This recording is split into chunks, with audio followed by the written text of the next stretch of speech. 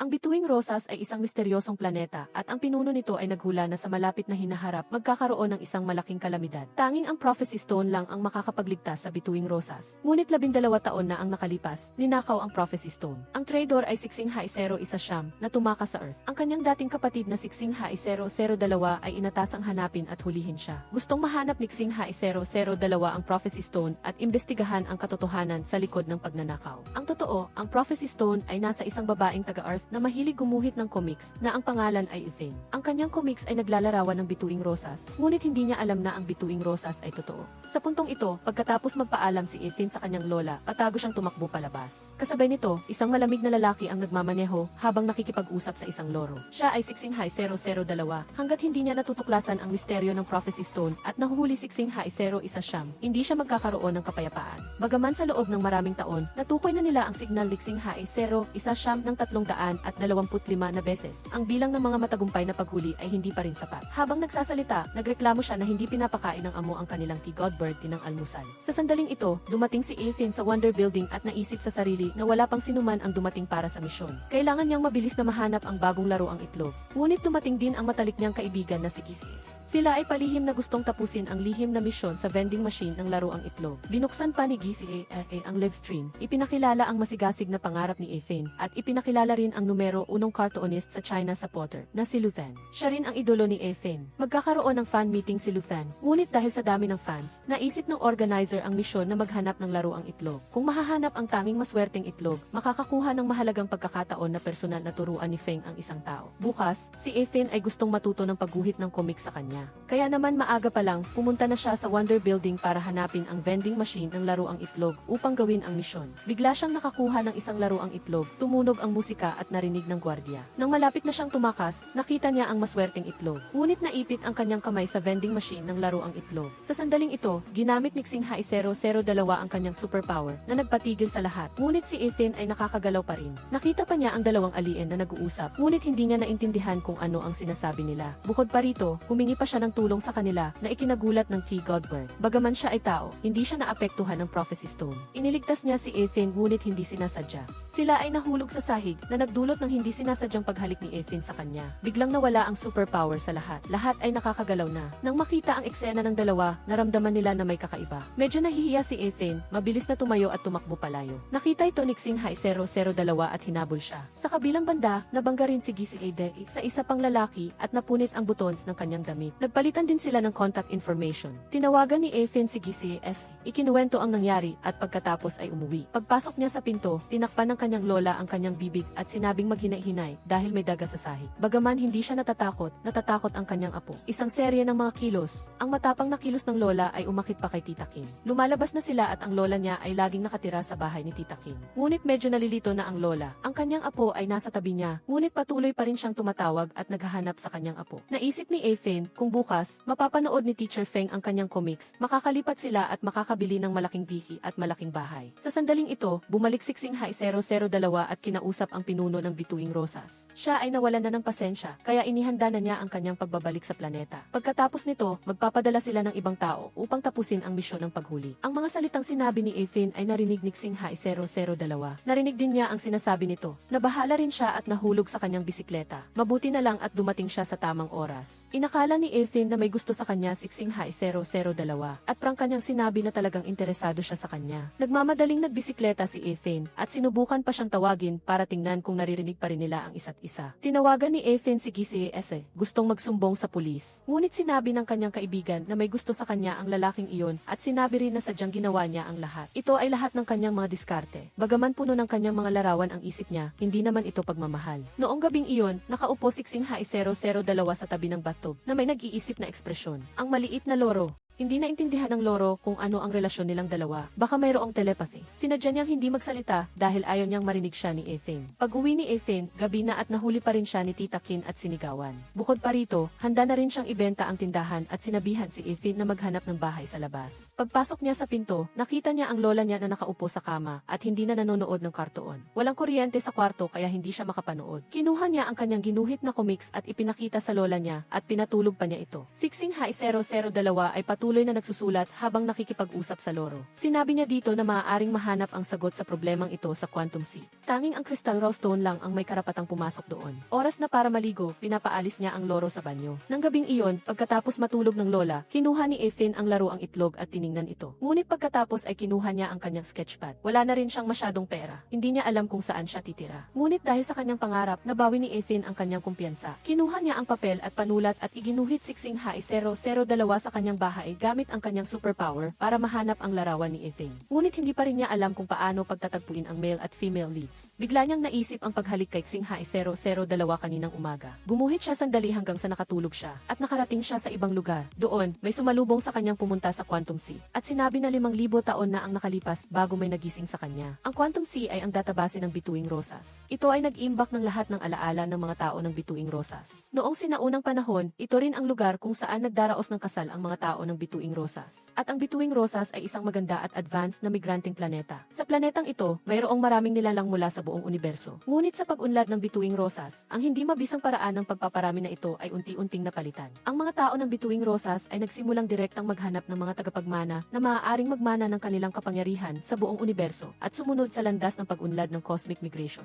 Kaya naman, hindi na kailangan ang relasyong kasal. Ang halik at ang espiritual na ugnayan na nilikha ng halik ay unti-unting kumupas sa kasaysayan at hindi nakilala ng mga tao. Naguluhan ang isip ni Ethan. Bigla niyang naalala na habang natutulog, iniisip pa rin niya kung paano magtatagpo ang male at female leads. Inakala niya na ang cartoonist ang nagbibigay sa kanya ng panaginip at nagmadali siyang tandaan ito. Ngunit sa sandaling ito, narinig ni Ethan ang isang boses na nagsasabing pumili siya ng damit. Bukod pa rito, maaari pa siyang direktang magpalit ng damit. Pagkatapos niyang pumili ng damit kasal, 30 segundo na lang at magsisimula na ang kanyang kasal. Pagkatapos, ang groom na lumabas ay walang iba kundi Siksing Hai 002. Pareho silang nagulat. Bakit lumitaw ang eksenang ito? Bakit siya narito? Ngunit sinabi ng tao sa Quantum Sea na ang dalawa ay legal na mag-asawa na. Kaya naman, ang kanilang mga asawa ay maaaring magkasama sa lugar na ito. Si Ethan ay hindi pa rin naniniwala na totoo ang sinadya niyang pagpisil sa kanyang pisngi. Ang totoo, nagtatag sila ng espiritual na ugnayan sa pamamagitan ng halik. Nagising si Ethan at nagkaroon ng inspirasyon upang tapusin ang buong kwento. Pagkatapos ay nakipagkita siya kay GCA upang magkasama silang pumunta sa fan meeting. Ngunit wala si Luthen. Gayunpaman, nakita siya ng assistant na si Hua sa banyo. Paglabas, nakita niya si Xing Hai 002. Kinontrol siya nito gamit ang kanyang superpower. Sa huli, napilitan ang organizer na hayaan si Ethan. Ang pinahintulutan siyang umakyat sa entablado upang ipakilala ang kanyang comics. Ang lahat ng sinabi niya tungkol sa kwento sa comics ay narinig ni Xing Hai 002 dahil ang lahat ng mga bagay ay umiiral sa Bituing Rosas. Pagkatapos marinig ni Luthen, tinanong niya kung saan niya nakuha ang ideya. Dahil ang kanyang kamalayan ay kinontrol ni Xing Hai 002, sinabi niya na interesado siya sa kanyang comics. Pagkatapos ng kaganapan, mag-uusap sila ng masinsinan. Ang resulta, naghintay si Ethan sandali at hindi niya inaasahan na si Xing Hai 002 ang dumating. Seryoso siyang tinanong kung sino siya at bakit niya alam ang tungkol sa Bituing Rosas. Sinabi ni Ethan kay Xing Hai 002 na ang Bituing Rosas ay isang comics na ginuhit niya. Naisip ni Xing Hai 002 na ang Bituing Rosas ay totoo, ngunit hindi niya ito binigkas. Ngunit narinig pa rin ni Ethan ang sinabi niya. Naisip din ni Ethan na may kakaiba. Hindi naman siya nagsasalita, bakit narinig ko siya? Tinanong niya rin si Xing Hai 002 kung marunong siya ng ventriloquism. Biglang naalala ni Xing Hai 002 ang nangyari kagabi. Tinanong niya kung paano i-cancel ang mababang antas na relasyon sa pag-aasawa na ito at pati na rin ang espiritual na ugnayan. Bigla siyang lumapit kay Ethan. Akala ni Ethan na nag-iibig sa kanya si Xing Hai 002 sa unang pagkikita. Ang totoo, nakita niya ang kwintas na siyang prophecy stone ng Bituing Rosas. Ngunit hindi naniwala si Ethan. Inakala niya na ang Bituing Rosas ay kanyang comics. Ang kwintas na ito ay hindi rin prophecy stone. Ito ay isang ordinaryong kwintas. Pagkahawak niya sa kwintas, lumabas ang isang alon ng liwanag. Si Xing Hai 002 ay naitulak palayo. Ginamit niya pa ang kanyang superpower upang utusan ang staff na hulihin si Ethan, ngunit natumba siya ng ibang tao. Mabilis na tinawagan ni Ethan si Kise para humingi ng tulong. Si Kise dahil ay medyo tulala pa rin. Bukod pa rito, narinig din niya ang sinabi ni Xing Hai 002. Habang tumatakbo, nakita niya ang isang kotse at nagtago doon. Ngunit bigla siyang nakarinig ng usapan ni Xing Hai 002.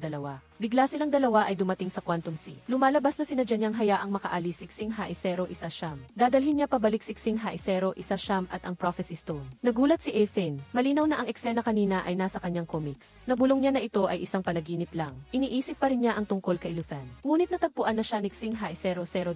Sinabi niya kay Ethan na ang nakikita niya ay ang kanyang mga alaala. Sa sandaling ito, dumating si Kse. Agad siyang tumakbo patungo sa kanya at umalis, ngunit naharang pa rin siya ni Xingha 002. Ginamit niya ang kanyang superpower para makalimutan ni Gizhi ang lahat ng nangyari sa parking lot. Ngunit wala itong epekto kay Ethan. Pagkatapos nito, dinala ni Xingha 002 si Ethan. Hiniling kay Ethan na pumunta sa kanyang lihim na base. Pagdating niya, napansin niya na may nalaglag siyang buhok. Medyo naiirita si Xingha 002 kaya pinunasan niya ang buhok at binuhat si Ethan. Habang naglalakad, sumisigaw si Ethan at nagtanong kung saan sila. Nang makapasok siya, napansin niyang napakalaki ng bahay ni Xingha 002.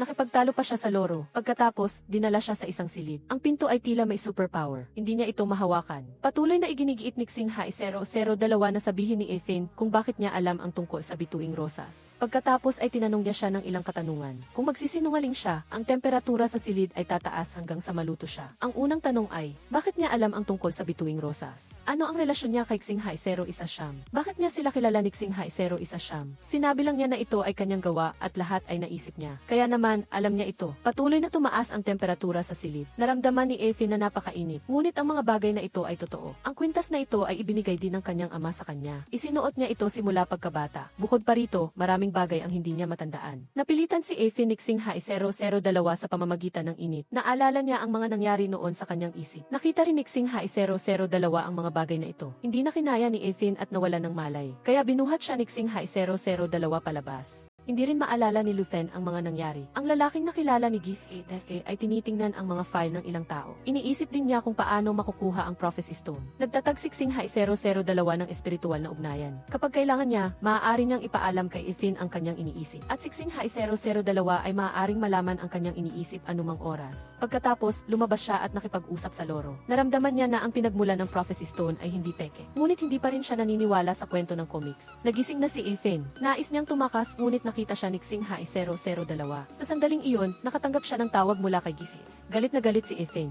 Dahil kung hindi dahil kay Xingha 002, hindi maliligaw ang kanyang lola. Tinulungan siya ni Xingha 002 na hanapin ang kanyang lola at sinabihan pa siyang isuot ang kanyang damit. Ngunit matigas siyang tumanggi at nagmaneho pabalik sa dating lugar. Pagpasok niya, nakita niya si Tita Kim at sinabi pa nito na siya ang nagpaalis sa kanila. Ginamit ni Xingha 002 ang kanyang superpower para kontrolin ang isipan at sinabihan siyang sabihin ang totoo. Nagulat si Ethan nang makita niyang kaya talaga niyang kontrolin ang isipan, tulad ng inilarawan sa kanyang comics. Dinala rin ni Xingha 002 si Ethan sa alaala ni Tita Kim. Lumalabas na sinadya itong sinulso ng boyfriend ni Tita Kim para paalisin si Ethan at ang kanyang lola. Sinabihan ni Xingha 002 si Tita Kim na ipadala ang mga gamit sa kanyang address. Mula ngayon, wala na silang anumang relasyon. At sinabihan pa niya itong humingi ng tawad kay Ethan. Muling ginamit ni Xingha 002 ang kanyang superpower. Pumasok siya sa alaala ng ibang tao. Sa sandaling ito, ang walang kwentang boyfriend ni Tita Kim ay umiinom ng alak kasama ang iba. Nang makita niya ang dalawa, si Ethan at Xingha 002 ay sumunod sa alaala ng ibang tao. Sa huli, natagpuan nila ang lola niya sa ospital. Tinawag ng nurse si Ethan para magbayad ng bayarin sa gamot at silid. Ngunit wala na siyang pera. Si Xingha 002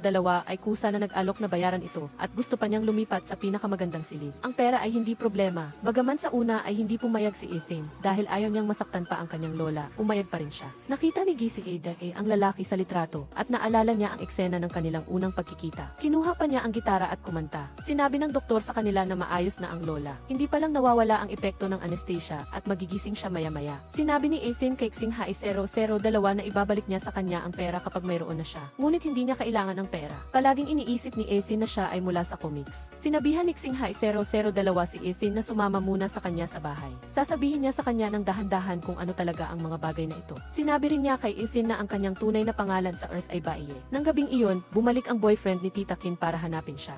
Nanatili siyang tulala at kailangan pang tawagin bago siya matauhan. Nakita ng lalaki ang business card ni Baiye at nagkaroon ng masamang ideya. Sa sandaling ito, inuuwi ni Baiye si Ethan. Binuhat niya ito papasok. Pagkapasok niya, sinabihan niya itong maghubad dahil siya ay maselan. Si Kizhi ay nasa bahay, naghahanda na maglinis. Habang naglilinis, nag-iisip siya. Sinabihan ni Baiye si Ethan na ipikit ang kanyang mga mata at gumawa siya ng mga cheesy na galaw sa kanya. Naisip ni Ethan na ang karakter na iginuhit niya ay hindi maaaring baguhin. Pagkatapos sabihin iyon, humiga siya sa kama. Tiningnan niya ang kanyang relo na nagbibilang. Pagkatapos, ang buong silid tulugan ay naging quantum sea. Palaging iniisip ni Ethan na ito ay panaginip. Sinabi ni Baiye sa kanya na hindi. Ang quantum sea ay nabuo mula sa mga alaala. Mga alaala ng mga yumaong tao ng bituing rosas. Tanging ang mga tao ng bituing rosas na nagsusuot ng crystal rose stone ang makakapasok. At mayroon din siyang crystal rose stone. Maaari niyang kontrolin ang isipan at kontrolin ang lahat maliban kay Ethan. Kaya ang kwintas na suot niya ay hindi maaaring ordinaryong kwintas. Kung hindi niya makokontrol ang kanyang isipan. At hindi rin siya makakapasok sa Quantum Sea tulad ng mga tao ng Bituing Rosas. Kinumpirma ni Baiye na ang lahat ng ito ay totoo. Hindi ito comics at hindi rin ito panaginip. Ngunit iniisip pa rin niya na mali ang pagkakaintindi ni Baiye sa problema. Patuloy pa rin niyang iginigiit na siya ang lumikha ng lahat ng ito. Si Bei.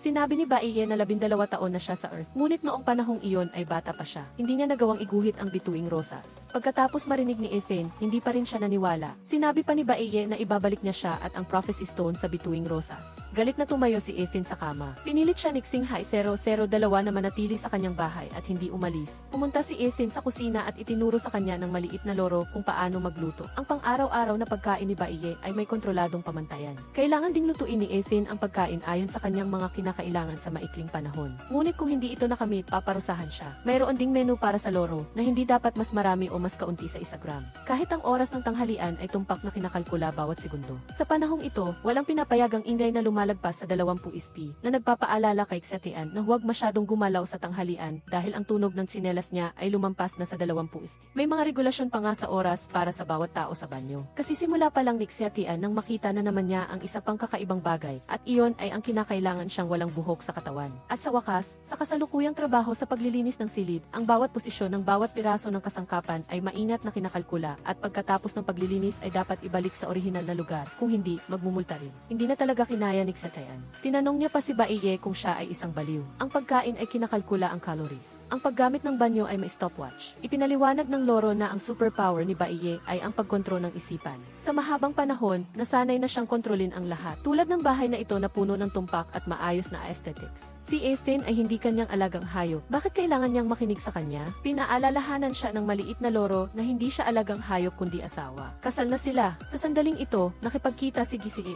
sa lalaki at binigyan siya ng isang kanta na kanyang nilikha. Tinanong din niya kung ano ang sitwasyon ni Ethan kamakailan at kung natupad na ba ang kanyang pangarap sa comics. Gusto niya pang makilala si Gisi.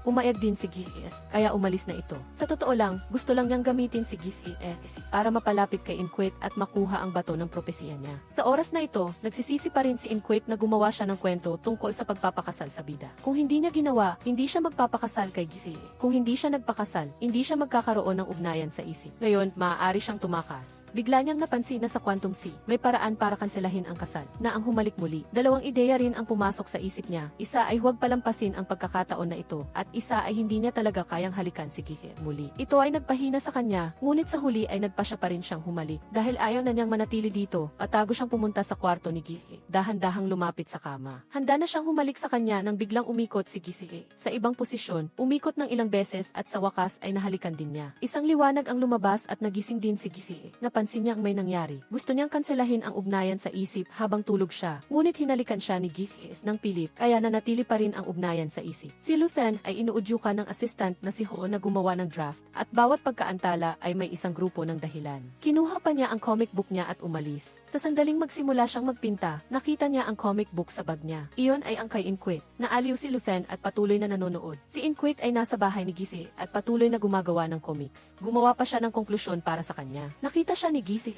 na paalis at pinayuhan siya na huwag mag-isip ng kung ano-ano at sa halip ay matuto siyang magluto. Pagkatapos ay umalis siyang walang pakialam. Ang lalaking nakikipag-date kay Gisi ay naglagay ng tracking device sa tape na ibinigay niya sa kanya. Pagkatapos ay niyaya niya itong lumabas. Sa sandaling ito, aksidenteng sinabi ng maliit na loro kay Inquit na sa Tin Haitians Vai, ang apoy ay napakadelikado, kaya walang apoy. Naisip niya na baka takot si Gisi sa apoy, kaya inilabas niya ang lighter para takutin siya at nagulat siya at natakot. Hindi pa rin naniniwala si Inquit sa kwento ng Tin Haitians Vai. Palagi niyang iniisip na iyon ay isang comics na ginawa niya. Bumisita si Tita Biet at ang kanyang boyfriend sa lola ni Inquit. Hindi pa nagigising ang lola at inaalagaan siya ng nurse. Pagpasok pa lang nila, hindi man lang siya nag-alala sa kalagayan ng matanda, sa halip ay nag-alala siya sa presyo ng kwarto sa ospital. Inakala niyang mayaman ang boyfriend ni Inquit at gusto pa niyang dalhin ang bagahe sa kanya. Sa oras na ito, si Gisi ay nasa kama na at handa ng matulog. Bigla siyang may naisip at tumingin sa website ng damit pambabae, ngunit nairita siya. Ang maliit na loro ay inaaliw si Inquit at sinabihan siyang pag-isipan itong mabuti. Sa totoo lang, maaaring baliwalain ni Gisi ang buhay niya. Gusto lang niya ang bato ng propesya na nasa kanya. Ngunit ngayon,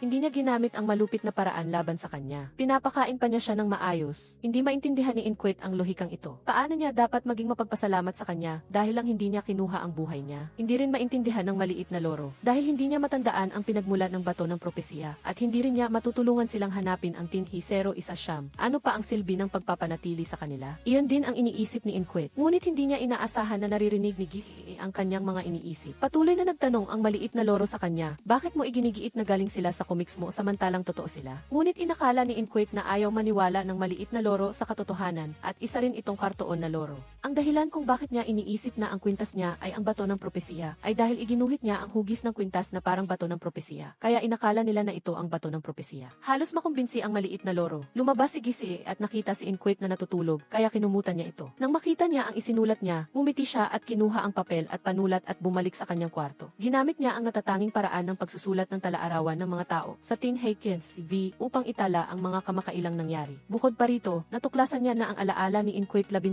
taon na ang nakalipas ay binura ng iba at ang taong nagbura ng alaala niya ay siya mismo dahil siya ang nagligtas sa kanya 12 taon na ang nakalipas. Nagising si Inquit kinaumagahan. Nadiskubre niya ang kumot sa kanyang katawan. Sinabi din ng maliit na loro sa kanya na pinagsabihan siya ni Gigi na huwag siyang gisingin. Ibinigay din niya sa kanya ang bank card at nag-iwan ng isang papel na nagsasabi sa kanya na bumili ng sarili niyang damit. Ngunit pagkatapos itong makita ni Inquit, inakala niyang ito ay isang taktika ng panunuhol para makuha siya. Sabi niya, hindi siya isang madaling tao at hindi niya ibebenta ang sarili niya para sa pera. Pagkatapos ay lumabas siya para magbilad sa araw at nakita ang loro na nagbabrowse sa taobao. Hindi lang ito marunong gumamit ng taobao, kundi sa lahat ng problema sa Earth, dapat pakinggan siya ni Gigi. Pumipili ito ng ice cream at bumili ng 2 uri, isang kahon bawat isa. Sinasadyang inaakit si Inquit na gumastos ng pera. Sadyang pinuri ng loro si Inquit na marunong mag-ipon ng pera para sa asawa niya. Sa loob ng utak ni Ethan, bigla ang lumitaw ang dalawang ideya. Ang una ay hindi siya dapat tumanggap ng pera at dapat panatilihin ang kanyang posisyon. Ang isa pa ay ibinenta na niya ang sarili niya kay Hakithi Ho, kaya hindi magiging problema ang gumasta ng kaunting pera niya. Pagkatapos ng ilang sandaling pag-iisip, naisip niya na tama ito at nagdesisyon na gumasta ng walang pakialam. Nagpanggap pa siyang bumibili ng damit at kapag dumating na ang order, bigla siyang tatakas ng palihim. Siguradong hindi ito mapapansin ni Quan Ki. Nang dumating na ang mga damit, kumatok ang tagapagdala at iniwan na lang ang mga ito dahil sa takot. Ngunit nang pindutin ni Ethan ang elevator para bumaba, hindi ito gumalaw. Ibinunyag ni Quan Ki ang balak niya at sinamantala niya ang pagkakataong tumakas. Nang marinig ito, nagdesisyon si Ethan na gumasta ng mas malaya. Kinaumagahan, inarang si Ethan ng isang grupo ng mga tao. Lumabas na gusto ni Disney na bayaran ni Hakithi Ho ang pantubo sa kanya. Ngunit kahit na iginiit niya na hindi niya kilala si Hakithi Ho, hindi siya pinaniwalaan ng lalaki. Inutusan pa niya ang kanyang mga tao na ikulong siya sa isang freezer. Sumigaw siya ng malakas at narinig ito ni Hakithi Ho na gustong-gusto siyang iligtas. Naisip ni Ethan na si Disney ay malayo niyang kamag-anak at hindi siya nito sasaktan, kaya ayaw niyang sabihin kay Hakithi Ho kung nasaan siya. Samantala, ang lalaking gustong makipag-ugnayan kay Disney ay pumunta sa bahay ni Hakithi Ho. Sa sandaling iyon, hindi pa alam ni Hakithi Ho na dumating na ito, kaya patuloy siyang bumubulong. Hindi niya naririnig ang sinasabi ng iba, gayunpaman, narinig pa rin ng lalaki na ang kanta ay sarili niyang gawa. Gusto pa siyang ihatid pa uwi. Akala niya nananaginip lang siya. Sa puntong ito, si Ethan ay nagyelo na, kaya tinawagan niya si Hakithi Ho. Nang marinig niya ito, agad siyang pumunta sa lugar para iligtas siya. Akala ni Ethan ay hindi siya pupunta, kaya tumalon-talon siya sa freezer para mabawasan ang lamig. Nang papunta na si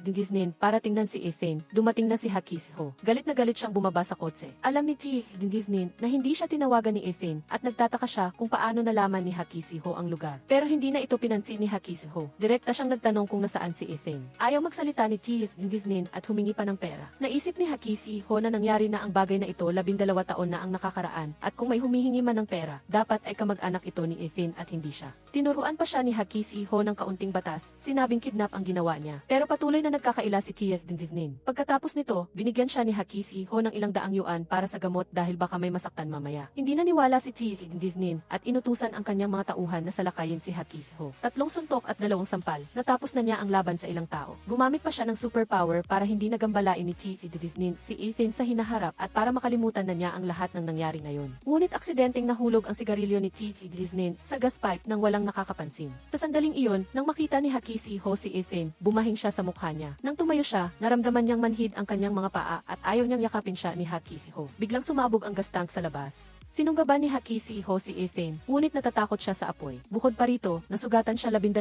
taon na ang nakakaraan sa pagliligtas kay Ethan at nawalan siya ng lakas. Nagmamadaling iniuwi siya ni Ethan sa bahay. Nag-aalala rin siya. Bigla siyang may naalala, noong bata pa siya, inilan niya ang isang lalaki sa tabing dagat. Dinala ni Ethan si Hakithi Ho sa bahay. Sinabi ni Quan Ki na dalhin agad si Hakithi Ho sa tubig. Nang magising siya sa bathtub, pinasalamatan niya si Ethan. Pinasalamatan din ni Ethan si Hakithi Ho dahil iniligtas siya nito kanina. Ngunit sinabi ni Hakithi Ho na ang ang iniligtas niya ay isang propetikong bato at marahang sinabing ang makilala siya ay swerte para sa kanya na ikinahiya ni Ethan. Nagising si Tiffy sa kanyang bahay, ngunit hindi niya matandaan kung paano siya nakauwi. Ang naaalala niya lang ay pumunta siya para hanapin si Ethan kahapon. Naalala rin niya nang dalhin si Ethan ni Tiffy at nagmamadali siyang pumunta para hanapin siya. Pagpasok pa lang ng assistant Ho, nakita na niya ang mga comic book na nakakalat sa sahig at tuwang-tuwa siya. Ngunit natuklasan niyang ang mga ito ay iginuhit gamit ang brush. Sinabi pa ni Luthan na hindi niya alam kung sino ang gumuhit nito at matagal na niyang gustong mahanap ang gumuhit. Naghahanda si Hakisi Ho ng agahan sa labas, habang si Ethan naman ay naghahanda ng agahan sa loob. Ngunit magkaiba ang kanilang mga opinyon at nagsimulang magtalo ang mga ito sa isip niya. Nang dalhin ni Ethan ang agahan sa labas, natuklasan niyang naghahanda rin ng agahan si Hakisi Ho. Pero nasunog ang niluto niyang itlog. Gusto lang ni Hakisi Ho na magpasalamat ng maayos kay Ethan at sinabing may utang siya rito.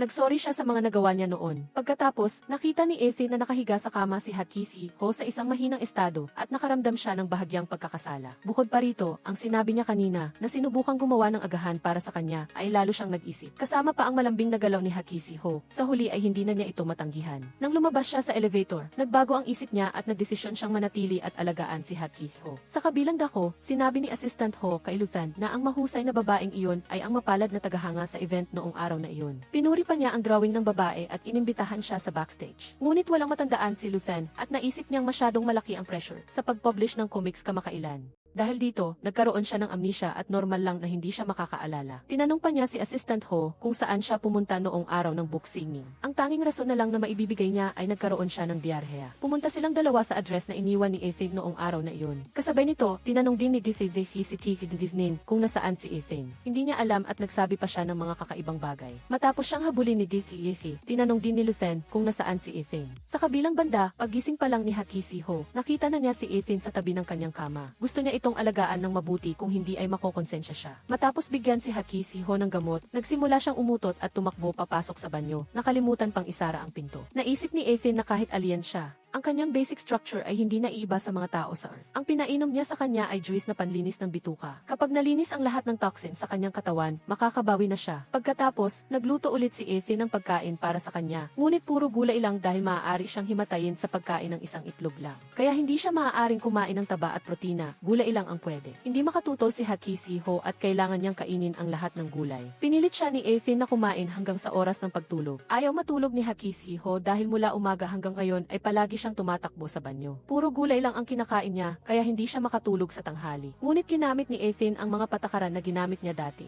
Ginawa niyang patakaran para sa kanya at ipinakita niya kay Hakisi Ho. Tiniyak din niya na susunod siya sa oras ng pahinga, gaya ng dati at walang magiging pagkakamali. Tiningnan ni Luthan ang mga drawing sa dingding at hindi niya maintindihan kung bakit. Malinaw na si Ethan mismo ang nagbigay sa kanya ng mga drawing sa book signing, ngunit bakit hindi niya ito matandaan? Nang makita niya ang mga drawing na ito, umalis na si Ethan. Narinig ni Assistant Ho si Luthan na nagrereklamo na tuwing nakikita niya ang mga comic book na ginuhit gamit ang brush, para siyang nababaliw. Biglang dumating si Iiku para bisitahin si Luthan at inimbitahan siyang maging hurado sa isang artist selection show. Tumanggi si Assistant Ho para sa kanya, sinabing kung sasali siya. Dapat ay walang oras siyang maglaro sa loob ng 3 buwan. Nang marinig ito, pumayag si Luthan na tumanggi. Naisip ni Ethan na ang karaniwang paraan ng pag-aalaga sa mga pasyente ay hindi epektibo kay Hakisi Ho, kaya napilitan siyang gumamit ng mga pamamaraan mula sa dalawais na mundo para malutas ang problema. Pinanood niya ang lahat ng animated films, movies, at American films na may kinalaman sa mga alien. Nalaman niya ang lahat ng motibo ng mga manunulat. Walang iba kundi ang 3 paraan ang makakagamot sa mga alien. Una, siyensya. Pangalawa, mahika. At panghuli, pag-ibig. Walang epekto ang siyensya at mahika, kaya ang huli na lang ang magagamit. Sa dalawaas na mundo, ang pag-ibig ang pinakawalang kapantay na bagay. Walang anumang hindi kayang gamutin ng pag-ibig. Kinagabihan, natulog siya sa sofa sa tabi ng kama ni Hakisi Ho para alagaan siya. Inamin ni Hakisi Ho ang kanyang nararamdaman at muli siyang pinasalamatan. Ngunit nang makatulog si Ethan, palihim siyang lumabas para kumain ng patago. Naisip ni Hakisi Ho na ang likas na ugali ng mga tao sa Earth ay maawa sa mahihina at ngayon na iniisip ni Ethan na maisakit siya, siguradong hindi siya aalis o pababayaan siya. Hanggat alam niya ang pamamaraan, makokontrol niya ito gaya ng dati. Kinaumagahan, si Tiu Siri ay naghanap sa bahay ni Hakisi Ho. Nakatanggap si Hakisi Ho ng babala at tumakbo sa labas para tingnan, ngunit wala na siya roon. Humingi siya ng tulong sa system para mahanap siya at tumakbo siya para hanapin ito. Sa oras na ito, si Tiu Siri Sili ay nagtago sa likod ng mga halaman at sinamantala ang pagkakataon para makapasok sa bahay ni Hakiho. Pagkatapos ay nag-anyong Hakiho siya. Umiikot siya sa bahay at nakita si Ethan. Lumapit siya rito. Nagising si Ethan at nagulat nang makitang nakatitig sa kanya si Hakiho. Sa oras na ito, hindi pa niya alam na si Tyuhee ito. Akala pa ni Ethan na mailagnat siya at na-bored siya, ngunit hindi. Kasabay nito, si Hakiho ay nakahanap ng isang abandonadong bahay. Pagpasok niya para tingnan, bigla siyang nagulat sa isang pagsabog at nawalan ng malay. Sa kabilang dako, nakita ni Ethan na hindi na niya matandaan na may sakit siya. Akala pa ni Ethan na malubha na ang kanyang sakit na nakalimutan na niya na may sakit siya. Pagkatapos, si Tyuhee ay patuloy na nagtanong kay Ethan. Magpapasuri pa sana siya kay Hakiho, ngunit hinawakan ni Tyuhee ang kanyang kamay at sinabi na malubha ang kalagayan ng kanyang lola. Agad na nataranta si Ethan at nagmamadaling tumakbo para tingnan ang kanyang lola. Si Hakiho ay sugatan sa lupa at bigla siyang lumitaw at nawala. Sa kabilang banda, dinala ni Tyuhee si Ethan sa ospital, ngunit hindi siya nagmamadali at kakaiba ang kanyang kilos. Nang makarating sila sa ospital, nakita ni Ethan na maganda ang mukha ng kanyang lola at masayang nanonood ng kartoon. Tinanong niya si Tyuhee kung ano ang nangyayari, ngunit pagpasok pa lang niya, agad na niyang nilock ang pinto. Sinabi pa niya na wala namang nangyayari ngayon, ngunit hindi pa sigurado kung may mangyayari mamaya. Pagkatapos, sinabi niya sa lola na humiga at matulog. Mayroon siyang gustong sabihin kay Ethan. Pagkatapos magsalita, ginamit niya ang kanyang relo para gamitin ang superpower. Agad na nakatulog ang lola, ngunit hindi pa sigurado kung magigising pa siya, depende sa saloobin ni Ethan. Dahil ang layunin niya ay ang propetikong bato na nasa kanya. Sa sandaling ito, si Hakiho ay walang malay. Biglang may tumulong tubig sa kanyang ulo. Sa kabilang dako, hindi makapaniwala si Ethan na nagsabi ng mga masasamang salita si Hakiho. Bukod pa rito, sinabi niya dati na suot-suot lang niya ang kwintas, ngunit ngayon ay gusto na niya itong bawiin. Hindi talaga maintindihan ni Ethan kung ano ang ginagawa niya ngayon. Sa oras na ito, ipinakita ni Tyuhee ang kanyang tunay na anyo. Sabi niya bobo si Ethan dahil ang mga tao mula sa Tinghated Line ay hindi nagkakasakit. Kahit magkasakit sila, basta may tubig, gagaling na sila. Ibinunyag din niya ang mga naunang iniisip ni Hakiho. Basta magkasakit siya, hindi siya aalis at mananatili siya para alagaan siya at kusang loob na mananatili. Talagang ganoon ang balak niyang gawin. Naisip pa rin ni Ethan na siya si Hakiho, kaya tinanong niya kung ang lahat ng sinabi niya ay puro kasinungalingan. Umamin si Tyuhee at sinabi na wala siyang saysay para sa kanya, na ang mahalaga ay ang propetikong bato. Pagkatapos marinig ito, nagdesisyon si Ethan na huwag ibigay ang kwintas. Ngunit hindi inaasahang ginamit ni Tyuhee ang lola niya para takutin siya. Sa oras na ito, gising na si Hakiho. Gustong tumakbo ni Ethan para maghanap ng doktor at nurse, ngunit hindi niya magawa dahil nilock ni Tyuhee ang pinto ng kwarto. Matalim pa siyang nakipag-usap kay Ethan. Nang makita niya na halos hindi na humihinga ang lola, sumuko si Ethan at pumayag na ibigay ang kwintas sa kanya. Ngunit kailangan niya munang huminto. Nang marinig ni Tyuhee ang sinabi niya, nagmamadali siyang tumayo. Pagkatapos huminto si Tyuhee sa pag-atake, sinabi ng lola kay Ethan na ibigay ang kwintas sa kanya. Ngunit pagkahawak pa lang niya sa propetikong bato, naitaboy siya ng isang sinag ng liwanag. Naapektuhan din ang labas. Nagising ang lola at itinulak ni Ethan ang lola para makaalis. Hinabol din siya ni Tyuhee, ngunit hindi siya makapasok sa elevator. Sa kabutihang palad, nagsara kaagad ang pinto ng elevator at nalock din ang pinto ng hagdan. Sa sandaling ito, gustong sirain ni Tyuhee ang electrical system ng ospital. Parang nababaliw siya. Hawak niya ang fire extinguisher at sinira ang power source. Sa oras na ito, gumamit si Hakiho ng mental induction para makipag-usap kay Ethan.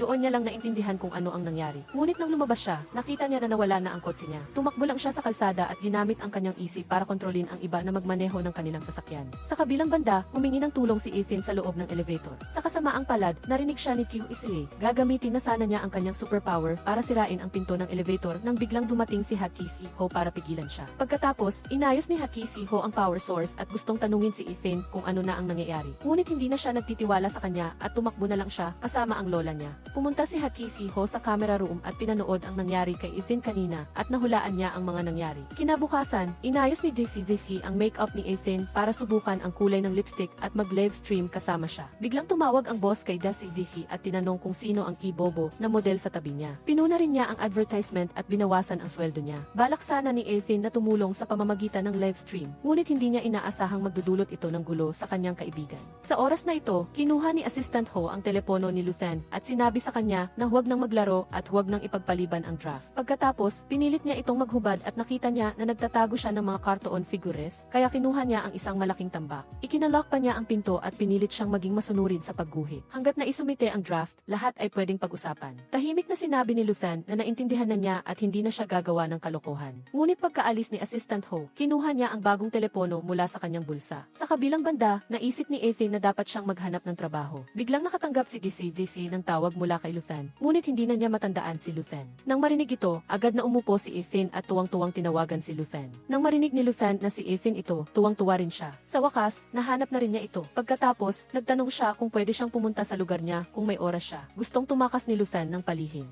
Ngunit nilock ni Assistant Ho ang pinto. Napilitan siyang mag-slide down sa slide. Sa oras na ito, dumating na si Ethan sa lugar ng tagpuan at nagtataka kung bakit walang tao. Tinawagan niya si Luthen. Sa oras na iyon, nagsasalita siya sa loob ng slide. Narinig ni Ethan ang lahat mula sa labas. Sa wakas, nahanap niya ang slide, ikinulong si Luthen at naghanap ng lubid para iligtas siya. Sinabi niya sa kanyang hawakan ang lubid, ngunit nag-slide pa rin siya palabas. Dinala niya si Ethan sa isang lugar. Tinanong niya kung bakit niya gustong tumakas. Ipinaliwanag niya na matagal na siyang nakakulong sa masamang kapitalismo. Ang pagtakas lang ang tanging paraan para maging tunay siyang sarili. Gusto pa niyang dalhin si Ethan sa isang kawili-wiling lugar. Ang resulta, dinala niya siya sa isang arcade at sinabi, ang bawat painting niya ay nilikha dito. Ito ang kanyang pinagmula ng inspirasyon, isang sagradong lugar para sa bawat artist at cartoonist para suriin ang kanilang inner self. Sa loob, mayroon ding mortal na kalaban siyang nais niyang talunin na siyang pangarap niya. Akala ni Tianju ay isa ring cartoonist, pero sa huli, isa pala siyang matandang lalaki na mahilig maglaro ng video games. Gayunpaman, si Liu King ay lubos na gumagalang sa matandang lalaki na nagulat sa kanya. Nagduda pa siya kung ito ba ay tunay na Liu King. Si Baiye ay umuwi at iniisip pa rin ang mga nangyari noong nakaraang ilang araw.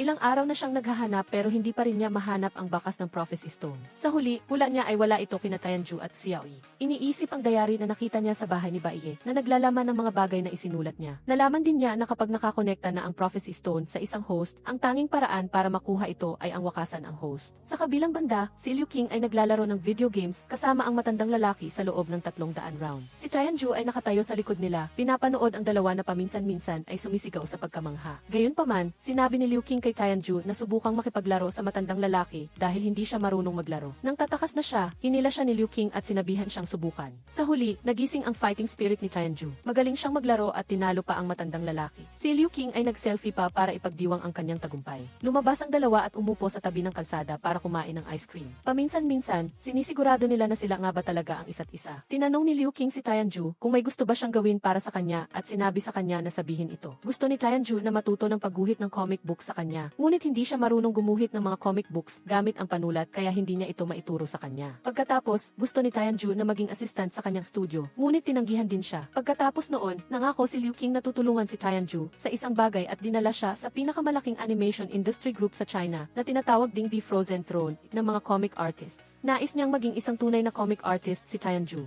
Natuwa si Tianju nang makita niya ang iba't ibang uri ng comics dito. Nabanggit ni President Fu si Liu King sa isang meeting at pumunta siya agad at sinabihan si Fugi na pumirma ng kontrata kay Tianju dahil siya ay isang talent. Gayunpaman, iminungkahi ni Fugi na sumali muna si Tianju sa isang comic competition at gawing hurado si Liu King. Ibinigay ni Liu King kay Tianju ang impormasyon tungkol sa kompetisyon at sinabi sa kanya na ang kompetisyon na ito ay talagang pagpili ng mga comic artists. Ang huling champion ay maaaring direktang pumirma ng kontrata sa Man U Group. Nag-aalangan si Tianju, ngunit hindi ibig sabihin nito na ayaw niyang sumali. Naramdaman ni Liu King ang pagkakasala. Akala niya dahil sa kanya, maaaring direktang pumirma ng kontrata ang grupo sa kanya. Pero hindi niya inaasahan na hindi siya binigyan ng respeto na nagdulot ng pagkabigo sa kanya. Naramdaman ni Tianju na kontento na siya dahil nagustuhan ni Liu King ang kanyang comics. Ayos lang sa kanya kahit hindi siya makapirma ng kontrata. Tungkol sa kompetisyon, bago pa man siya matapos magsalita, sinabi ni Liu King na naiintindihan niya. Naniniwala rin siya na walang artist na gustong ipasuri ang kanilang gawa sa iba. Ang paglikha ay isang napakapribado at personal na bagay. Kung talagang nahihirapan siya at ayaw niyang pumunta, ayos lang. Gayunpaman, pumayag si Tianju na sumali sa kompetisyong ito. Nagulat si Liu King at inakala na hindi niya naipaliwanag ng maayos, kaya ipinaliwanag pa niya ito. Kahit na sumali siya sa kompetisyong ito, hindi niya masisiguro na makakapirma siya ng kontrata. Hindi alintana ni Tianju iyon. Mula nang magsimula siyang magpinta, si Liu King ang unang nagustuhan ang kanyang mga gawa at siya rin ang kanyang idolo. Lubos na siyang kontento. Hindi niya naisip kung makakapirma ba siya ng kontrata o kung magiging isang comic artist ba siya. Ngayon na ang kanyang idolo ay hindi lang nagustuhan ang kanyang mga gawa, kundi inirekomenda pa siya na sumali sa kompetisyon. Siguradong sasali siya, anuman ang maging resulta. Magandang pagkakataon na makaguhit ng comics. Sa gabi, umuwi si Tianju sakay ng bisikleta, masayang-masaya habang nagbibisikleta. Ngunit bigla siyang huminto.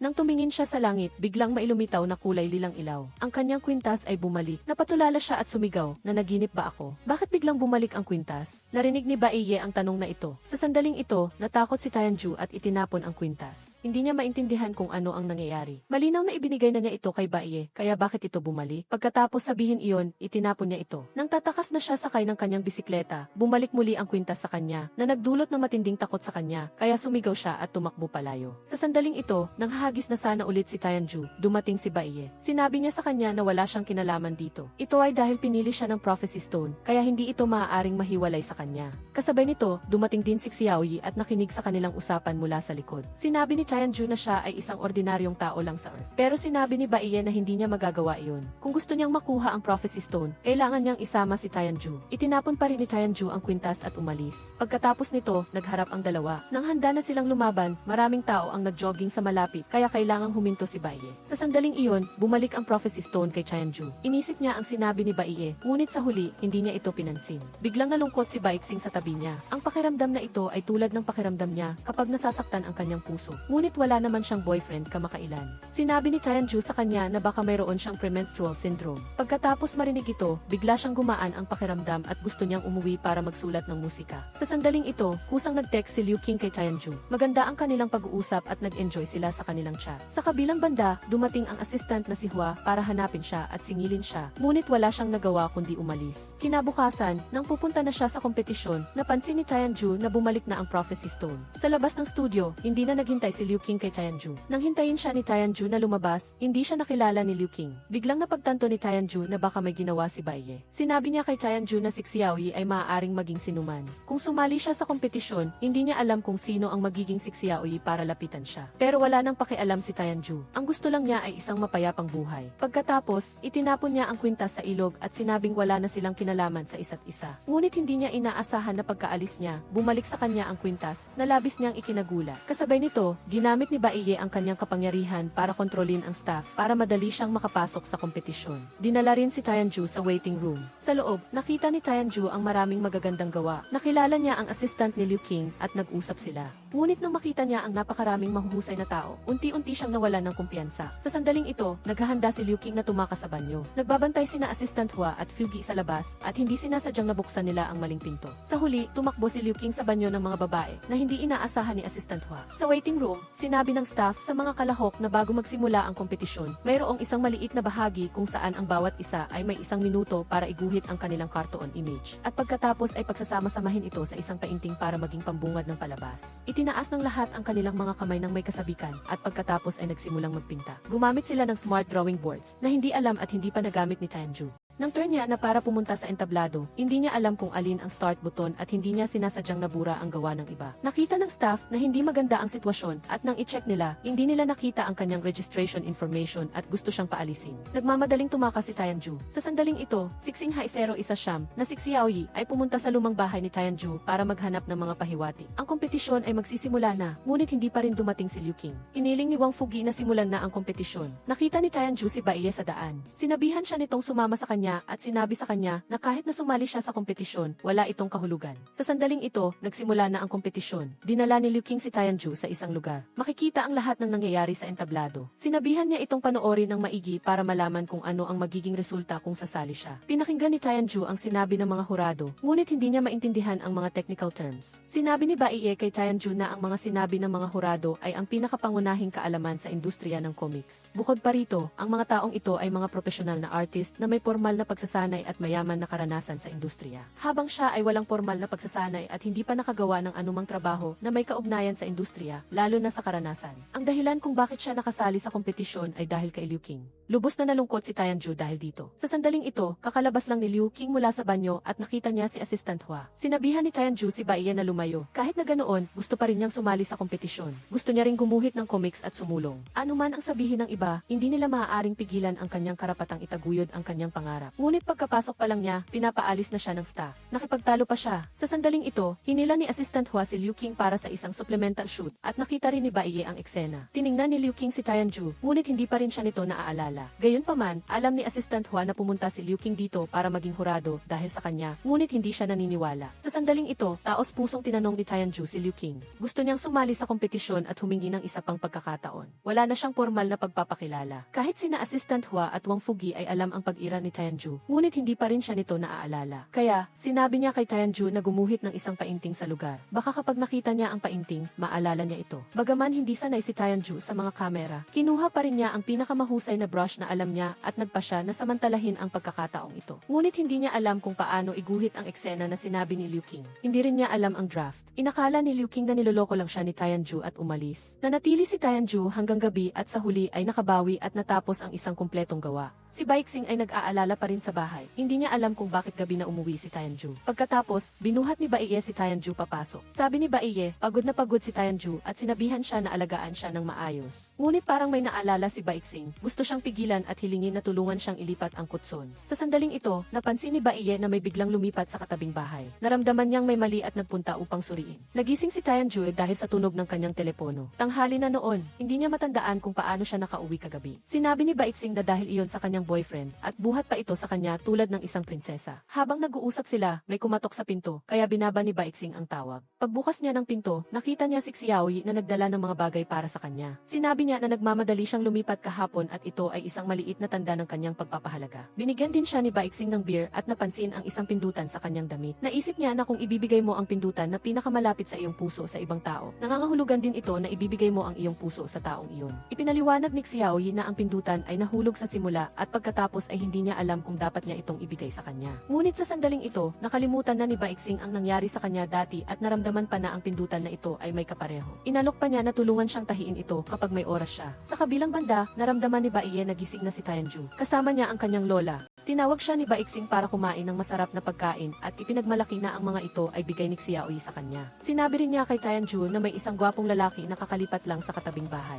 Biglang may kumatok sa pinto at ito ay si Xiaoyi. Nagdala pa siya ng red wine. Medyo natakot si Tianju nang makita siya. Hindi niya inaasahan na may tinatago siyang espada sa likod niya at gusto niyang patayin si Tianju. Buti na lang at dumating si Baiye sa tamang oras para pigilan siya. Tinanong ni Tianju kung bakit siya narito. Nagpakilala pa si Xiaoyi na isa siyang science fiction novelist. Hindi siya tinanggap ni Tianju. Hinila naman ni Baiye si Baixing sa isang tabi para mag-usap. Sinabi ni Xiaoyi kay Baiye na naghanda siya ng isang maliit na regalo para sa kanya. Sa Quantum Sea, may nahanap siyang ilang mga bagay na nakaka-interes tungkol sa sunog 12 taon na ang nakalilipas. Pinakinggan din niya ang isang 2 segundong recording. Sa recording, may boses na nagsasabi sa kanya na ilabas muna ang babae. Binalaan ni Xiaoyi si Baiye na kapag ginawa niya iyon, mag-upload ang video sa internet pagkatapos ng 5 minuto. Sa oras na iyon, mamamangha ang buong mundo sa love story niya at ni Tianju. Galit na galit si Baiye habang nakatingin kay Xiaoyi na nagmamayabang sa harap niya nang wala siyang magawa. 12 taon na ang nakakaraan, nakinig si Baiye sa ama ni Tianju at iniligtas siya. Kahit na gusto niyang bumalik at magligtas ng mas maraming tao, nasa semi-transparent na estado na siya at napansin siya ng mga tao sa Earth. Ginamit ni Xiaoyi ang bagay na ito para takutin si Baiye at sinabing mahal niya si Baixing at gusto lang niyang makasama siya at maranasan ang isang magandang relasyon. Gayunpaman, hindi naniwala si Baiye sa mga sinabi niya. Sinabi ni Xiaoyi kay Baiye na hanggat hindi niya siya gagalawin, hindi rin niya gagalawin si Tianju. Sa sandaling ito, pinilit ni Baixing si Tianju na lumabas dahil nakakahiya naman na nasa labas ang mga bisita. Ngunit ayaw pa ring lumabas ni Tianju at sinabi na hiwalay na sila ni Baiye. Kaya, lumabas si Baixing. Sa sandaling ito, sinabi din ng lola na nagugutom siya, kaya kumain sina Baixing at Xiaoyi sa dining table. Umupo rin si Tianju sa tabi nila at sinubuan ang lola. Si Baiye lang ang mag-isang nakaupo sa tabi. Pinuri ni Baixing si Baiye sa paghatid kay Tianju sa bahay kagabi at inanyayahan siyang kumain. Gayunpaman, hindi siya kumain at nakipagtalo pa kay Xiaoyi. Sinubuan pa ng lola ng drumstick ng manok si Xiaoyi sa bibi. Si Baiye ay nasa gusali sa tapat ng bahay ni Tianju at nakikita niya ang bawat galaw niya. Sinabihan siya ng maliit na loro na magpahinga, ngunit nag-aalala siya na malalaman ni Tianju ang tungkol sa nangyari 12 taon na ang nakakaraan at mag-aalala siya. Sinisisi pa niya ang sarili niya. Kung nailigtas niya ang ama ni Tianju, baka iba na ang buhay niya ngayon. Kaya, magiging kasama niya si Tianju 24 paghahati pito para masiguro ang kanyang kaligtasan. Sa kabilang banda, si Wang Fugi ay nagmamadali na gawin ang storyboard, ngunit si Xiaoyi ay nakaupo sa kanyang sasakyan. Kasabay nito, isang ilaw na may malisyosong aura ang bumilis patungo sa sasakyan ni Baiye. Mariin niyang sinabi na ang taong nasa harap niya ay hindi si Liu King, kundi si Xingha Ilabinsyam. Naguguluhan si Liu King at sinuri siya ni Baiye at nakita niyang 100% tao siya. Gayunpaman, hindi pa rin naniniwala si Baiye at inakala niyang may problema sa system. Bigla na lang lumitaw si Xingha Isero, isa siyam sa Manyu Group at pagkatapos ay hinanap ni Liu King si Tianju. Napakakakaiba nito. Bukod pa rito, kinontrol niya si Liu King, kaya paano niya pa rin naaalala si Tianju. Tianju. Kaya, itinulak niya si Tianju at ginamit ang kanyang supernatural na kapangyarihan para tanungin si Liu Qing kung bakit niya hinahanap si Tianju. Sumagot lang siya na dinala niya si Tianju sa kompetisyon. Mayroong karagdagang round at gusto ni Bai Ye na burahin ang alaala ni Liu Qing. Pinigilan siya ni Tianju at tinanong kung masisiyahan lang ba siya kapag kinontrol niya ang lahat ng tao sa paligid niya. Pagkatapos, sinabihan niya agad si Liu Qing na magmaneho. Matapos magmaneho sandali, hindi alam ni Liu Qing kung saan pupunta. Sinabi ni Tianju na kahit saan, basta't malayo kay Bai Ye. Sinabi ni Liu Qing na sa Manyu Group o sa kanyang studio at sumigaw si Tianju dahil hindi niya maaaring malaman ni Bai Ye kung saan sila pupunta. Kung nalaman niya, siguradong susundan niya sila. Pagkatapos mag-live stream ni Baiqing, nakita niya ang pindutan sa mesa at nagpa siya na hanapin si Xiaoyi para tulungan siyang tahiin ang pindutan. Nang pumasok siya, medyo nagulat siya. Ngunit nakaramdam siya ng pamilyaridad at naramdaman niya na si Xiaoyi ay laging kalmado. Sinabi naman niya na nararamdaman niya na si Baiqing ay mahilig kumanta at isa pa, siya ay isang songwriter. Gusto niyang pakinggan siyang kumanta, ngunit natatakot siya na hindi na siya narito para marinig ang kanyang boses. Nagulat si Baiqing at inakala na ang part-time job niya ay manghula. Hindi niya inaasahan na makikita niya ang kanyang talento. Dinala ni Xiaoyi si Baiqing para mag-shoot ng baril at sa daan, sinabi niya sa kanya ang kanyang bagong ideya sa nobela. Napaiyak si Baiqing habang nakikinig at naramdaman na parang narinig na niya ito dati. Sinabi din ni Xiaoyi na nasabi na niya ito sa kanya dati. Naramdaman ni Baiqing ang isang world building.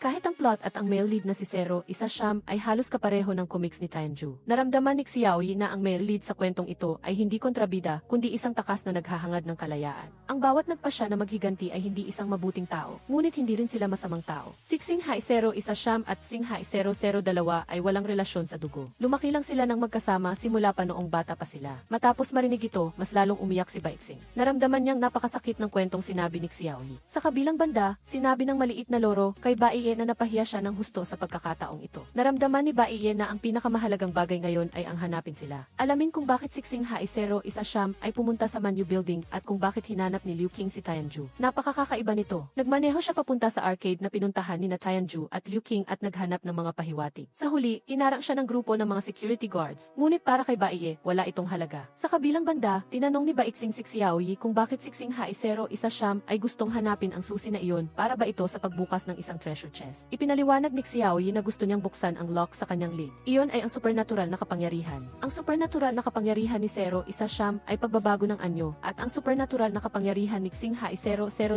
ay ideya control. Sa sandaling ito, inanyayahan ni Tianju si Bai Ye na kumain. Inirekomenda niyang bumalik sa normal na buhay. Alam niya na ang kanyang trabaho ay inayos niya. Alam din niyang gusto siya ni Bai Ye na protektahan. Alam din niyang hindi siya si Bai Ye sa ospital noong araw na iyon. Ngunit hindi niya kailangan ang mga bagay na ito. Isa lang siyang ordinaryong babae. Umaasa rin siyang hihinto na siya rito. Ang video ng pagguhit ni Tianju ay ipinalabas at mabilis na nanguna sa mga headline sa iba't ibang platform. Pinag-aralan ng lahat ang kanyang painting at ang mga nangyari sa kanya. In-interview pa siya ng mga reporter. Si Tianju ay nakikipag-usap sa maliit na loro sa tabi ng kalsada nang bigla niyang makita si Liu Qing na paparating. Agad niyang hinuli ang loro at inilagay sa kanyang bag. Hinahanap din sila ni Bai Ye. Nakita niya si Wang Fugi na nakatali. Ipinaliwanag ni Liu Qing na hinahanap niya siya para makipaglaro. Nag-text at tumawag siya sa kanya pero hindi siya sumasagot. Lumabas na low battery pala ang telepono ni Tianju. Inakala ni Liu Qing na hinarangan siya nito dahil sa nangyari sa kompetisyon noong nakaraang araw. Sa sandaling ito, gusto ni Liu Qing na dalhin siya sa isang masayang lugar, hindi ang arcade, kundi isang mas masayang lugar. Sa kabilang banda, sinabi ni Wang Fugi kay Bai Ye na pakawalan siya. Ginamit niya ang kanyang supernatural na kapangyarihan para ipasabi kay Wang Fugi ang lahat ng gusto niyang malaman. Ngunit maraming bagay ang hindi niya alam, maging ang karagdagang round. Dinala ni Liu Qing si Tianju sa kanyang studio. Kahit na nakakatakot ang lugar na ito para sa kanya, malamang na napaka-interesante ito para kay Ethan.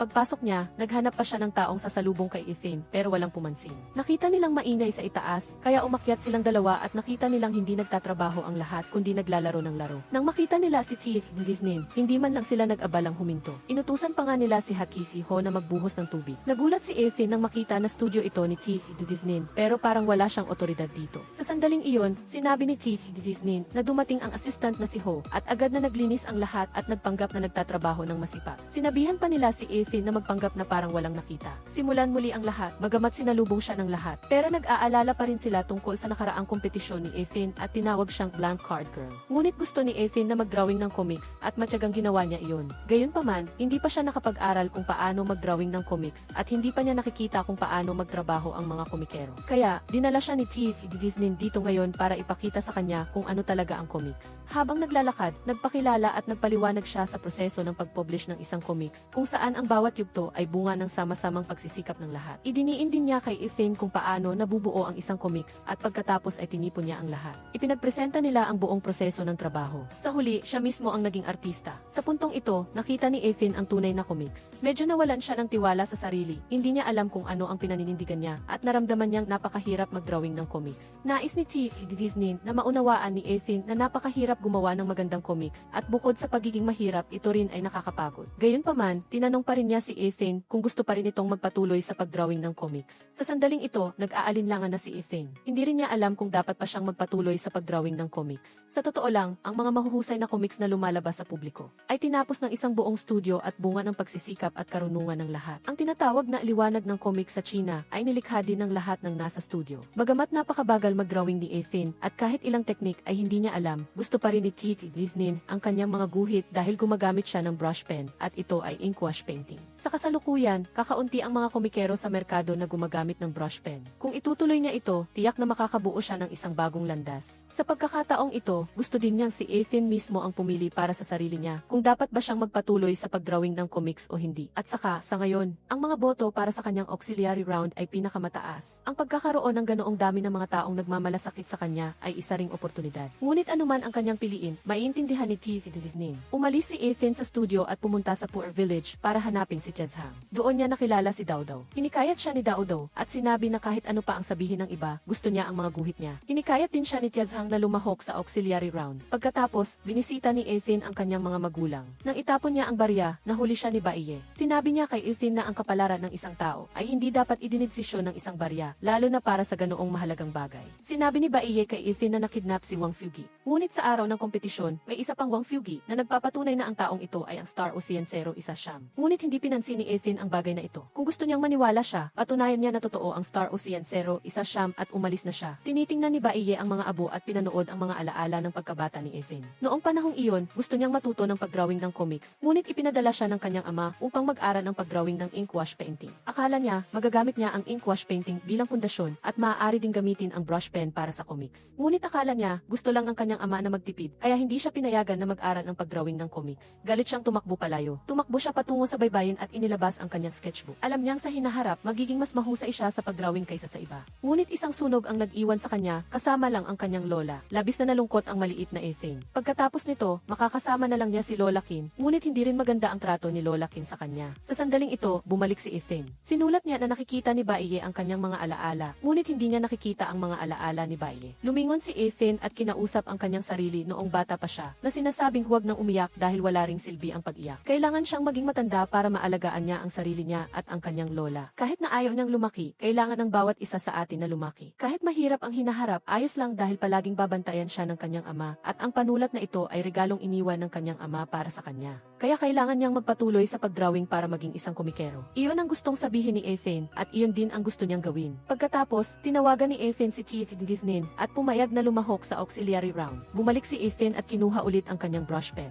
Sinabi din sa kanya ni Disney na kahit nalalahok siya sa auxiliary round, hindi ibig sabihin na makakabalik siya sa kompetisyon. Katulad siya ng iba pang mga kalahok, kailangan niyang magsumite ng isang obra, at sa huli, isang tao lang ang pipiliin na makakabalik sa kompetisyon. Bukod pa rito, hindi marunong si Ethan mag-drawing ng mga eksena. Para sa kanya, kailangan niyang mag-drawing ng hindi bababa sa 8 pahina, at mayroon lang siyang 1 linggo. Magagawa niya ito sa susunod na linggo. Buong puwersang lalahok si Ethan sa auxiliary round. Nakita ni Baiye na 1 linggo nang hindi lumalabas si Ethan ng bahay. Sa pagkakataong ito, walang sinuman ang makakakansela sa kanyang qualification na makasali. Ngunit may isa pa siyang paraan. Sa sandaling ito, tapos na si Ethan sa pagdrawing ng buong comics. Pinayuhan ng maliit na loro si Baiye na kung gagawin niya iyon, tiyak na kamumuhian siya ni Ethan. Ngunit naramdaman niya na sapat na ang galit ni Ethan sa kanya. Sa gabi bago ang kompetisyon, nag-isip ng malalim si Disney at nag-text kay Ethan. Ipinagyabang ni Ethan na tapos na siyang mag-drawing. Sa pagkakataong ito, hindi niya ito bibigyan. Masaya si Disney at pinuri siya, sinabing hindi pa siya nakakabigo ng sinuman. Maaga pa lang, pagising ni Ethan, dinala na ni Baisen ang mga damit at hinanap siya.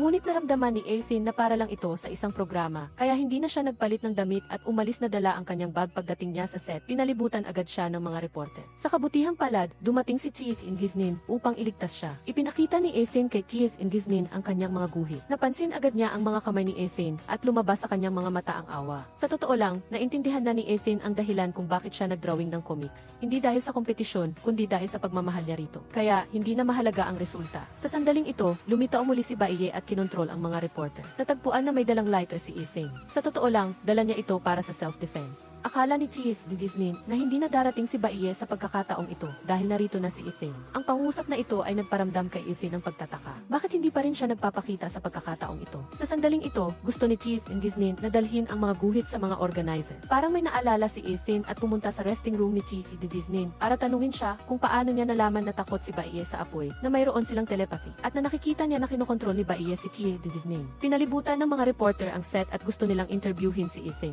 Nag-aalalang tinawagan din ni Tiff and Gizmin si Efin, ngunit hindi niya sinagot. Sa sandaling ito, dumating si Assistant Ho upang madaliin siya at sinabing malapit nang magsimula ang pag-shoot. Ngunit hindi pumayag si Tiff and Gizmin. Kung hindi niya mahintay si Efin, nakatayo si Xiaoyi sa rooftop, tinitingnan ang kanyang relo at ngumiti ng masama. Samantala, nag-aalala si Tiff and Gizmin at nagmaneho na siya para hanapin si Efin. Sa sandaling ito, nakikipagtalo si Efin kay Baiye. Kinagat niya ng malakas ang braso ni Baiye at tumakbo palayo. Gusto siyang hilahin ni Baiye pabalik, ngunit hinarangan siya ng bato ng hula. Sinamantala ni Efin ang pagkakataon at tumakbo. Nang hahabulin na sana ni Baiye, nakasalubong niya si Xiaoyi at agad silang naglaban. Sinaksak ni Xiaoyi si Baiye ng kanyang induction sword. Kahit na hindi siya malubhang na sugatan, hindi siya makagalaw. Kung hindi, magiging malala ang kahihinatnan. Kaya, pumunta si Xiaoyi upang hanapin si Efin. Tumakbo si Efin sa kalsada at sumenyas para sa sasakyan, ngunit walang huminto. Kinuha niya ang kanyang telepono at tinawagan si Tiff and Gizmin. Sa puntong ito, malapit na ring dumating si Tiff and Gizmin at pinayuhan niya si Efin na manatili na lang sa lugar. Ngunit sa pagkakataong ito, si Tiff and Gizmin ay sinaniban na ni Xiaoyi. Nang makita siya ni Efin, hindi siya nagduda at sumakay sa sasakyan. Patuloy na humingi ng tawad si Efin kay Tiff and Gizmin at sinabing huli na siya. Nang hahayaan na sana niyang ipaliwanag na si Baiye ang dahilan, sinabi din ni Xiaoyi na siya ang gumawa nito, ngunit agad niya itong binawi. Sa sandaling ito, narinig ni Baiye ang kanilang pag-uusap. Ginamit niya ang telepathy upang sabihin kay Efin na ang Tiff and Gizmin na iyon ay peke at pinayuhan siyang bumaba agad sa sasakyan. Ngunit naisip ni Efin.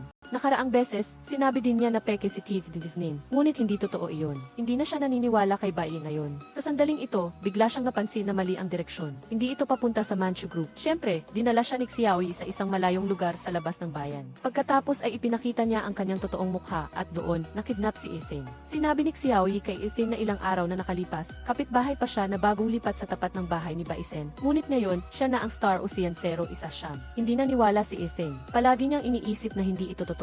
Hanggang sa naging si Baiye si Xiaoyi at pagkatapos ay naging si Tiff and Gizmin. Sa sandaling ito, naniwala na si Efin sa sinabi ni Baiye. Inamin ni Xiaoyi na ang unang pagkakataon na nagkita sila, ang kanyang pagkatao ay si Baiye. Sa panahong iyon, gusto na niyang kunin ang bato ng hula. Ngunit sa panahong iyon, nagkasama na sila ni Efin at ang bato ng hula. Ngayon, naisip niya na masyado siyang malambot ang puso noon. Kung hindi sana siya nagkaroon ng mga problema ngayon. Siyempre, siya rin ang nag-ayos ng auxiliary round. Ngunit hindi niya ginawa iyon sa auxiliary round. Kailangan lang niyang personal na imbitahan siya ni Tiff and Gizmin na makasali sa kompetisyon at tiyak na darating siya. Kahit paano siya pigilan ni Baiye, gagawa siya ng paraan upang makatakas sa kanya at dumating sa kanyang mga bisi. Sa sandaling ito, sinabi ni Baiye kay Efin na gumawa ng paraan para makaubos ng oras. Lihim din niyang tinatanggal ang kanyang mga tali. Pagkatapos, sinabi niya kay Xiaoyi na ang Star Ocean Rose ay hindi talaga umiiral, kundi galing lang ito sa kanyang comics. Hindi rin totoo ang bato ng hula. Ngunit nakita niya na gusto ni Efin na kunin ang lighter sa ilalim ng kanyang mga paa, kaya sinipa niya ito palayo. Lihim siyang tinawag ni Efin sa kanyang isip. Sa sandaling ito, sinusubukan niyang hilahin ang espada. Nang kukunin na sana ni Xiaoyi ang espada, nawala ng malay si Efin. Sa sandaling ito, dumating na si Tiff and Gizmin, ngunit hindi niya siya makita. Sa gabi, natapos na ang pag-shoot para sa auxiliary round. Nagmulat si Efin at binigyan pa siya ni Xiaoyi ng lugaw para kainin.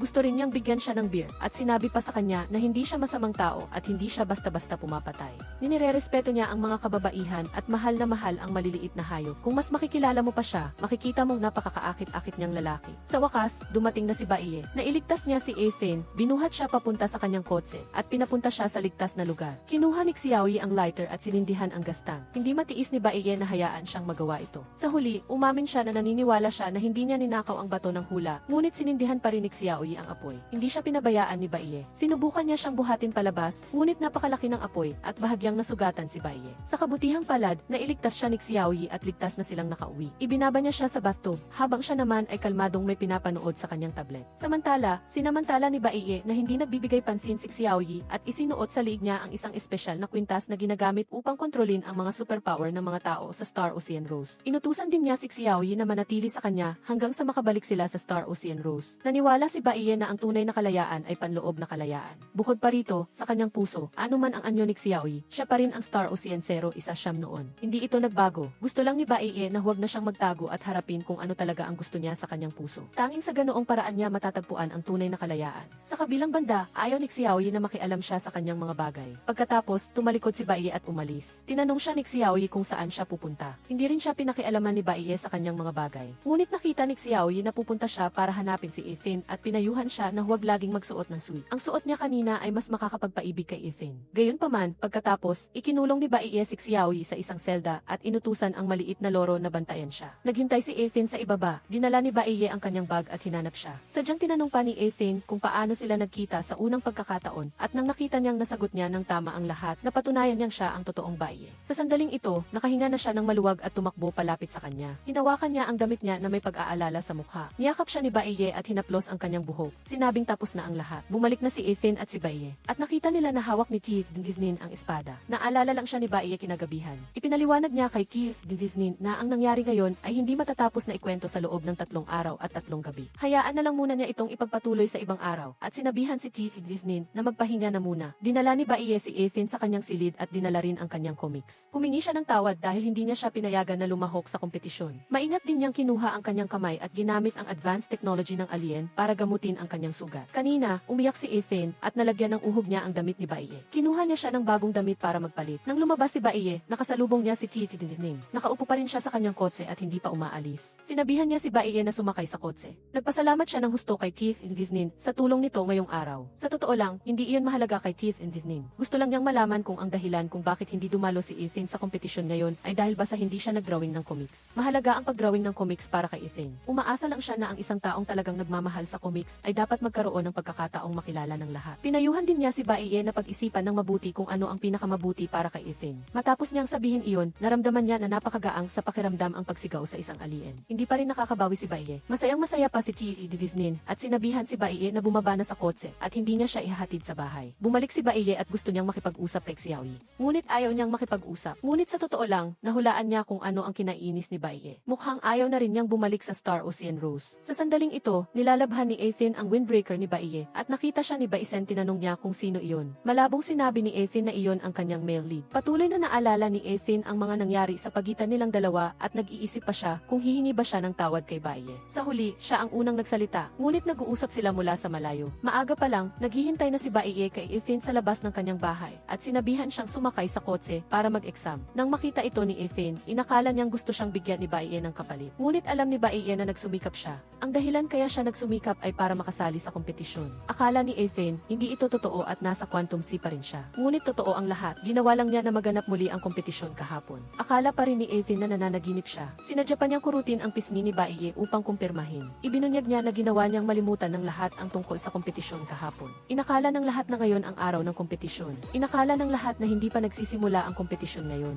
Sa wakas, nagkaroon siya ng isa pang pagkakataon na patunayan ang sarili. Nang dumating siya sa set, pinalibutan siya ng isang grupo ng mga reporter at nagsabi ng mga masasamang bagay. Agad na lumabas si Baiye para tulungan siya at ginamit ang kanyang superpower upang paalisin sila. Ngunit dahil sa pag-iingay ng mga reporter, medyo nawala ng pag-asa si Ethan at naisip niyang sumuko sa kompetisyon. Bukod pa rito, nagkaroon na ng resulta ang kompetisyon kahapon, kaya hindi makatarungan na gawin itong muli. Ngunit naramdaman ni Baiye na dahil hindi siya dumating sa kompetisyon, ang resulta ay hindi makatarungan. Bukod pa rito, si Ethan ang pinakamahalagang tao sa kanyang puso. Ibinabalik lang niya ang oportunidad na dapat ay para sa kanya. Nang makita niyang nag-aalinlangan pa rin siya, biro pa ni Baiye na sa Quantum Sea, hindi siya ganoon kaduwag. Sa sandaling ito, dumating din si Tiff Divnin at tinanong si Baiye kung bakit siya naroon. Ngunit hinikayat lang niya si Ethan na magsumikap. Tinanong pa rin ni Tiff Divnin si Ethan kung bakit palaging pinipigilan ni Baiye na sumali siya sa kompetisyon pero ngayon, siya pa ang kusang loob na nagdala sa kanya dito. Naramdaman din ni Tiff Divnin na iba si Ethan ngayon. Dati, akala niya, nasiraan na siya ng ulo sa pagdrawing. Sa totoo lang, alam lang ni Ethan na hindi madaling makuha ang pagkakataong ito, kaya mas pinahahalagahan niya ito. Masayang-masaya si Wang Fugi nang makita si Ethan. Dahil sa kanya, tumaas ang mga sponsor ng Manchu Group sa nakaraang kompetisyon at natapos niya ang kota ng kanyang kumpanya bago ang deadline. Ngunit parang hindi siya naniniwala sa kakayahan ni Ethan at akala niya ay magiging katulad siya ng nakaraan. Pumunta si Ethan sa banyo at tinanong siya ni Baiye mula sa malayo kung natatakot ba siya. Inakala ni Baiye na ang mga taong tunay na natatakot ay ang mga naiinggit sa kanya. Ngunit inakala ni Ethan na ang iba ay napakahusay at siya lang ang hindi magaling. Hinikayat siya ni Baiye na siya ang pinakamahusay, na napakatapang at mapangahas. Kahit na nasaksihan niya ang kalupitan ng realidad, hindi siya umatras at hindi siya tumakas, kundi hinarap niya ang lahat. Iyon ang tunay na katapangan. Nagsimula na ang kompetisyon at umakyat na sa entablado si Ethan. Sa pagkakataong ito, ang obra na dinala niya ay ang Star Ocean Rose at ipinakilala niya ang pinagmulan at kwento nito. Ngunit ang mga hurado sa ibaba, maliban kay Tiff Divinin, ay hindi kinilala na ito ay iginuhit ni Ethan. Sa Tiff Divinin lang ang tumayo at sinubukang kumbinsihin ang lahat na tanggapin ang isang estilo na naiba sa tradisyonal na estetika. Sa huli, nakuha rin ni Ethan ang palakpakan ng mga manonood sa ibaba dahil sa mga sinabi niya. Pagkatapos ng kompetisyon, dinala ni Baiye si Daudo para hanapin siya at sinabi sa kanya na bumoto para sa kanya ang lahat ng kanyang mga kaklase at na palaging mayroong mga taong gusto ang kanyang mga comics. Biglang pumasok ang isang grupo ng mga reporter at nagtanong ng mga nakakabahalang tanong. Nakita ito ni Baiye at agad na dinala si Ethan para tumakas. Ang pagpasok sa susunod na round ay walang kinalaman kay Baiye, kundi dahil ito sa kanyang pagsisikap. Siya ay tunay na nanalo sa kompetisyon na ito. Sa kabilang banda, naglalaro si Xiaoyi ng kanyang tape at naaalala niya ang paghahanap niya sa tape at ang eksenang nangyari sa pagitan niya at ni Baisen. Nag-iinuman si Ethan at si Baiye. Lasing na si Ethan, ngunit sa pagkakataong ito, si Baiye na ang lasing at gusto pa niyang mag-inspeksyon sa mga alimango. Sinabihan niya ang mga ito na magtipon at pumila. Pinapila niya sila. Sa pagkakataong ito, nakita ni Ethan na talagang mahina ang tolerance ng alien sa alak. Hindi niya inaasahan na maririnig pa ni Baiye ang mga alimango na kumakanta at sumasayaw siya ng masigla. Nakuha niya ang atensyon ng iba at labis na nahiya si Ethan. Nang hahayaan na sana ni Ethan na hilahin siya paalis, gusto pa niya na panoorin ni Ethan ang mga alimango na naglalaban. Ginagamit pa rin niya ang kanyang kapangyarihan upang kontrolin ang kamalayan ng iba. Nanonood silang lahat ng mga alimango ng kanyang kapatid na nag-aaway. Nagpa siyang ilagay ni Tianju si Baiye sa isang pampublikong bisikleta. At pagkatapos ay hinila siya sa isang bagong lugar upang umupo. Ngunit lasing pa rin siya. Pagkatapos ay pumunta silang dalawa sa beach. Nakahiga si Baiye sa hita ni Tianju. At pagkatapos ng ilang sandali ay nagising siya at tinanong siya kung nasaan sila. Sinabi ni Tianju sa kanya na ito ang lugar kung saan siya madalas pumupunta tuwing tumatakas siya sa bahay noong bata pa siya at hindi na sila makakabalik kaya't pumunta sila dito. Pagkatapos niyang magsalita ay gusto nang matulog ni Baiye. Tiningnan ni Tianju si Baiye na nakahiga, sinumpa siya bilang isang bastos, ngunit naramdaman niya na mukha siyang mabuting tao. Habang natutulog, sinabi ni Tianju kay Baiye ang tungkol sa pagkakita ng isang shooting star noon. Talagang pinagsisisihan niya na noong panahong iyon ay humiling siya sa isang shooting star na palitan ang kanyang ama. Naniniwala si Baiye na hindi iyon ang kanyang kasalanan. Ang mga shooting star ay orihinal na mga cosmic dust na lumulutang sa kalawakan dahil sa epekto ng gravity ng mundo, kaya't nahulog sila sa atmosfera na nagdudulot ng isang weather phenomenon. Ang mga tao sa mundo na nagtitiwala sa kanilang mga hiling sa mga shooting star ay orihinal na napakawalang katuturang bagay. Naisip ni Tianju na kung hindi niya siya naiintindihan ay huwag na siyang magsalita ng walang katuturan. Nadama ni Baiye na ang lahat ng kanyang sinabi ay agham. Biglang tumingala si Tianju, nakita niya ang isang shooting star at tuwang-tuwa siyang itinulak si Baiye palayo. Ngunit bago pa siya makahiling, tinanong siya ni Baiye kung ano ang kanyang hihilingin. Ayaw sabihin ni Tianju, ngunit narinig niya ito gamit ang kanyang psychic sense. Hindi niya inaasahan na hihilingin ni Tianju sa shooting star na bilhan siya ng bahay. At bukod pa rito, naramdaman niya na ang mga ordinaryong tao ay napakapraktikal. Iminungkahi ni Baiye na maaari siyang humingi ng pera ng direkta. Ngunit naramdaman ni Tianju na mas mahalaga ang bahay, kaya't maaari na siyang manirahan kasama ang kanyang lola. Ngumiti si Baiye at hinawakan pa ang kamay ni Tianju. At ginamit ang kanyang kapangyarihan upang lumikha ng isang ulan ng mga shooting star. Para sa kanya, masayang umikot-ikot si Tianju sa lugar. Sinabi ni Baiye sa kanya, gaano man karaming hiling, matutulungan siya ng ulan ng mga shooting star na matupad ang mga ito. Biglang may narinig si Baiye. At lumapit pa siya sa tainga nito at nalaman niya na ito ay ang tibok ng puso nito. Nang magising si Tianju kinabukasan, lumapit si Baiye sa kanya na basang-basa ang damit. Nagmamadali siyang kumuha ng ibang damit para sa kanya upang palitan at hindi sinasadyang nakita ang itaas na bahagi ng kanyang katawan habang nagpapalit siya na nagpahiya sa kanya. Namula ang kanyang mukha at bumilis ang tibok ng kanyang puso. Gusto siyang ihatid ni Baiye pauwi, ngunit tumanggi siya. Ngunit sinundan pa rin niya siya. Pagkatapos ay tinanong siya ni Baiye kung bakit mabilis ang tibok ng kanyang puso. Hindi na talaga kinaya ni Tianju at tinanong pa niya kung siya si Tang Seng. Habang naglalakad ay hindi sinasadyang nadapa siya at tinulungan siyang bumangon ni Baiye. Lumiwanag ang kanyang mga mata habang kumakain ng almusal. Ginamit ni Baiye ang kanyang kamay upang punasan ang mansa sa gilid ng kanyang bibig. Naramdaman pa rin ni Tianju na hindi niya siya maaaring magustuhan.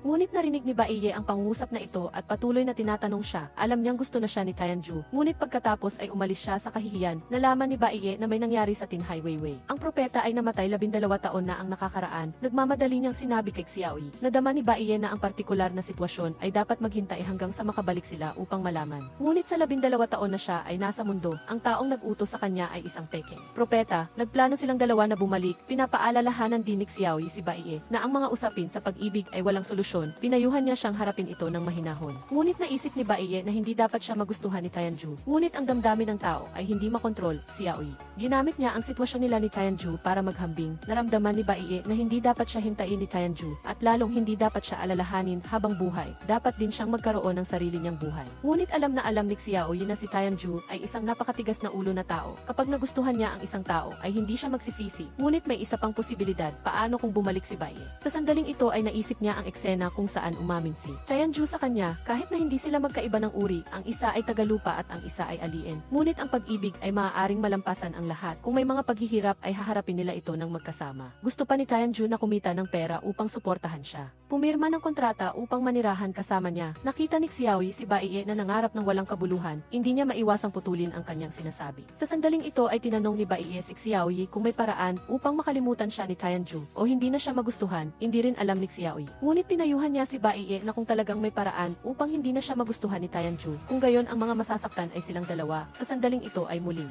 lumitaw ang mga larawan sa isip ni Baiye, lumalabas na ito ay lahat ng imahinasyon ni Tianju. Nakita lang ito ni Baiye. Naramdaman ni Tianju ang matinding kahihiyan at tinanong si Baiye ng isang tanong, gaano katagal ka mabubuhay? Sa katunayan ay tulad din siya ng mga tao sa mundo, tatanda rin siya. Nag-aalala pa si Tianju na baka ang anak nila ni Baiye ay maging isang maliit na halimaw. Ang tanong na ito ay nagulat kay Baiye, maaari lang siyang magmungkahi na magkita sila sa kabilang panig. Nagulat si Tianju kay Baishen. At naisip niyang may mga side effect siya mula sa Teespring of Rotten Wood. Nagkita sina Tianju at Baiye. Pareho silang nakasuot ng magagandang damit at naging mas malambing ang boses ni Tianju. Naisip niyang sabik si Baiye na makita siya. At sinabi niya, kaagad sa kanya na ngayon ay hindi na niya ito kinamumuhian kahit kaunti at ipinahayag ang kanyang pasasalamat kay Baiye sa pagdating sa kanyang tabi at pagliligtas pa sa kanya. Ngayon, sa tuwing naiisip niya ito, hindi na siya nalilito tungkol sa kinabukasan. Sa wakas ay umamin siya kay Baiye. Ngunit hindi alam ni Baiye kung ano ang sasabihin. Hinihintay pa ni Tianju na halikan siya ni Baiye. Ngunit sinabi niya kay Tianju na sa Tinhai Weiwei, ang halik ay isang gawa lamang ng pakikipag-ugnayan na mailayuning magparami. At wala itong ibang kahulugan, sa buong buhay ay maaari lang humalik ng isang beses. Kaya't hindi siya basta-basta hahalik. Seryoso rin siyang tumanggi. Naisip ni Tianju na silang dalawa ay mag-asawa lamang sa pangalan. Na wala siyang nararamdaman para kay Tianju, na baka nagkamali lang siya noon, ipinaliwanag din niya ang kanyang mga nakaraang aksyon. Kahit na ang pagliligtas sa kanya noong nagkaroon ng sunog, ang pagtulong sa kanya na maibalik ang kanyang qualifier round, o ang pagbibigay sa kanya ng isang ulan ng mga shooting star, lahat ay may dahilan.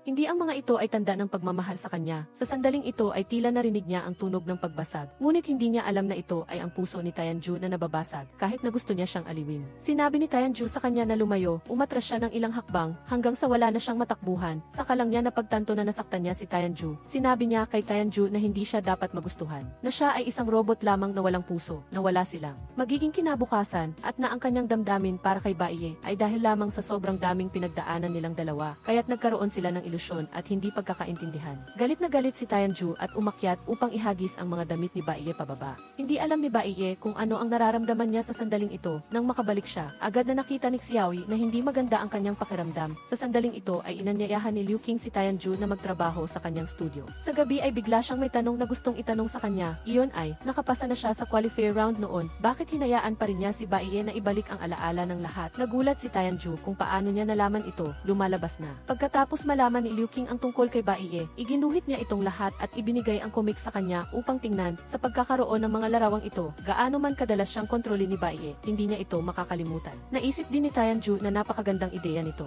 Biglang binanggit si Baiye, naalala ni Tianju na ilang araw na rin siyang hindi nakikita kahit na hindi niya sinabi kung saan siya pumunta. Ang pinakamahalaga ay nagpapinta pa rin siya ng comics. Sapat na iyon. Tumango rin si Liu Qing bilang pagsang-ayon. Sa sandaling ito ay nakaupo si Xiaoyi at Baiye sa kotse sa labas ng studio. Pinayuhan siya ni Xiaoyi na makipag-usap kay Tianju upang linawin ang mga bagay. Ngunit naramdaman ni Baiye na si Tianju ay nabubuhay ng maayos ngayon. Ano ang sasabihin niya kung umakyat siya doon? Sinabi ni Xiaoyi sa kanya na ang mga babae sa mundo ay napakasalimuot na nilalang. May tatlong paraan upang harapin ang isang heartbroken na relasyon. Ang unang paraan ay ang malunod sa kalungkutan. Ang pangalawang paraan ay ang ilibing ang sarili sa trabaho. Minsan lang nalulungkot kapag tahimik na ang gabi at mas kahawig si Tianju sa ikatlong paraan. Iyon ay, pagkatapos ng paghihiwalay ay mabilis na magmamahal ng iba, basta't mabilis siyang magmamahal ng isang isang bagong tao. Hindi siya maabutan ng kalungkutan ng paghihiwalay, kaya't masaya siya. Baka nakalimutan na niya si Baie. Ngunit naisip ni Baie na hindi talaga siya dapat alalahanin, sinamantala ni Xiaoyi ang pagkakataon na sadyang itulak ang barko. Sila at si Liu King ay magkasama. Talagang isang match made in heaven, pareho silang nagpapinta ng comics, may parehong propesyon at libangan, at sa hinaharap ay maaari pa silang magdomina sa mundo ng comics, kahit na masama ang pakiramdam ni Baie sa loob. Sinabi pa rin niya nang matigas na ang mundo ni Tianju. Wala na siya sa kanya, ngunit habang patuloy niyang naririnig ang sinasabi ni Xiaoyi, lalo siyang naiinis. Sa sandaling ito ay narinig ni Baie ang pag-uusap ni Tianju at Liu King, at naramdaman niyang may mali. Bigla siyang nagselos at bumaba sa kotse upang hanapin siya. Pagbukas niya ng pinto ay nakita niya siya at si Liu King na naglalaro. Tinanong siya ni Tianju kung bakit siya naroon. Sinabi niya na wala siyang dahilan. At sinabi lang ang isang pangungusap na ipaumanhin sa abalat. At umalis, nakita ni Liu King na nakakatawa ito. Sigurado siyang may dahilan siya sa pagpunta roon upang hanapin siya. Ngunit sinabi niya na wala siyang dahilan. Sa sandaling ito ay bumalik si Baie at lumabas muna si Liu King. Nadama ni Baie na napaka-abnormal nito, na siya ay nasa isang napaka-abnormal na estado at hindi kumakain o umiinom.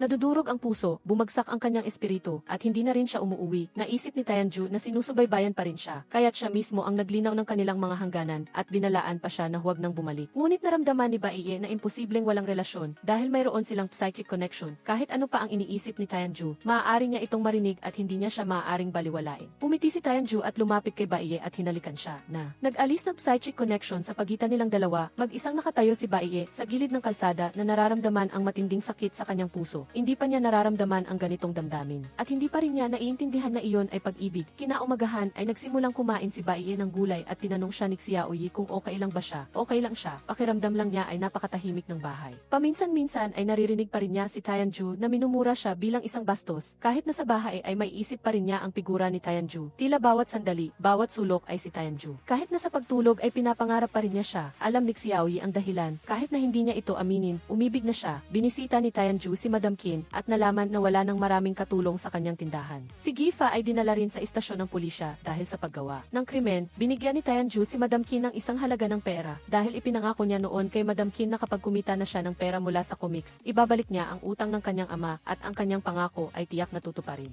Lubos na nagalaw si Madam Qin dahil naaalala pa siya ni Tianju. Ngunit naramdaman din ni Tianju na hindi siya nakakaintindi. Sa loob ng maraming taon ay walang utang sa kanya si Madam Qin at pinalaki pa siya. Malinaw na wala siyang relasyon ni ang kanyang lola kay Madam Qin. Ngunit hinayaan pa rin sila ni Madam Qin na manatili. Sa puntong ito ay umiyak si Tianju at nangako na siya ang mag-aalaga sa kanya sa hinaharap. At ang hindi pagkakaintindihan sa pagitan nilang dalawa ay nalutas. Nakatanggap si Tianju ng tawag mula kay Liu King sa daan pa uwi. Sinabi niya na may problema sa bagong comics na isinumite niya at sinabi sa kanya na pumunta sa studio upang pag-usapan ito. Sa gabi ay umuwi si Bai Shen at tinawag si Tianju at ang kanyang lola. Ngunit walang sumagot, bigla siyang nakaamoy ng isang bagay. Natagpuan niya ang kanyang lola na walang malay sa sahig at si Tianju ay bumalik sa studio. Lumalabas na ang kanyang mga kasamahan ay naghahanda ng sorpresa para sa kanyang kaarawan. Si Tianju ay sabay na nagagalak at nagagalak. Si Baie ay nakatayo sa ilalim ng studio. Ang kanyang mukha ay malungkot. Sigurado na miss niya si Tianju. Hinipan ni Tianju ang mga kandila. Ang kanyang mga kasamahan sa studio ay sama-samang nagbigay kay Tianju ng regalo na siyang comics ng tinhay. Weiwei na kanyang ginawa kahit na ito ay isang prototype pa lamang. Ito ay isang bagay na espesyal na idinisenyo ng lahat para sa kanya at sa kanyang tinhay Weiwei. Lubos na nagalaw si Tianju. Sa sandaling ito ay nakatanggap siya ng tawag mula kay Bai Shen at nagmamadali siyang pumunta sa ospital. Nagising ang lola dahil sa pagkalason sa gas, ngunit sinabi ng doktor sa kanya na ang lola ay nasa koma pa rin at dinala sa ospital ng masyadong huli. Ang ospital ay maaaring magbigay ng isang kritikal na abiso sa sakit na saktan si Tianju. Agad niyang naisip na baka may paraan si Baie. Ngunit siya ay masyadong emosyonal at sumigaw pa ng malakas sa pangalan ni Baie sa ospital. Nang sinabi ni Liu King na wala si Baie doon, naalala lang ni Tianju na hindi na niya naririnig ang kanyang boses at tumakbo siya sa labas upang hanapin si Baie at nakasalubong niya si Baie na papalapit din. Ginamit niya ang kanyang superpower upang patigilin ang lahat at hinikayat si Tianju na huwag matakot. At pagkatapos ay hinila siya upang hanapin ang lola. Pumasok sa operating room at sinabi niya sa mga doktor na lumabas. Tiningnan niya ito at naramdaman niya na may oras pa at pinakalma niya si Tianju na huwag mag-alala at pagkatapos ay ginamit niya ang kanyang superpower upang gisingin ang lola. Dahan-dahang binuksan ng lola ang kanyang mga mata at naaalala na niya si Tianju. Ngayon, kahit na ang Alzheimer's disease ay gumaling na, tahimik na lumabas si Baie at dahan-dahang sinara ang pinto. Pagkaraan ng ilang sandali ay bumaba rin si Tianju upang hanapin siya. Hinatid siya ni Baie ang mga bagay na ginawa niya ay magiging sanhi ng kanyang paglantad at maaari siyang maparusahan. Ngunit ang lahat ng ito ay hindi na mahalaga. Tinanong ni Tianju kung paano niya nalaman na may nangyari sa lola. Sinabi ni Baie na narinig niya ang pag-iyak ni Tianju. Kahit na nawala na ang psychic connection, sinusundan pa rin niya si Tianju. Hindi niya rin alam kung bakit gusto niyang makasama si Tianju hanggang matapos ang araw na ito. Hinatid niya si Tianju sa beach at nakita niyang nilalamig siya at binigyan siya ng jacket. Gusto niyang bigyan si Tianju ng regalo. Pagkatapos ay ginamit niya ang kanyang superpower upang ibalik ang dating bahay ni Tianju. Pagkatapos bigyan siya ng susi ay tumalikod siya at umalis. Tinanong siya ni Tianju kung hindi ba niya siya gusto kahit kaunti. Walang sinabi si Baiye. Naisip ni Tianju na ang kanyang pananahimik ay nangangahulugang gusto niya siya at sinabi niya kay Baiye na lumingon at tingnan siya. Sinabi ni Tianju na noong hinalikan niya siya noon, narinig niya ang tibok ng kanyang puso. At ngayon ay gusto niyang marinig itong muli. Pagkatapos niyang magsalita ay lumapit siya at hinalikan si Baiye.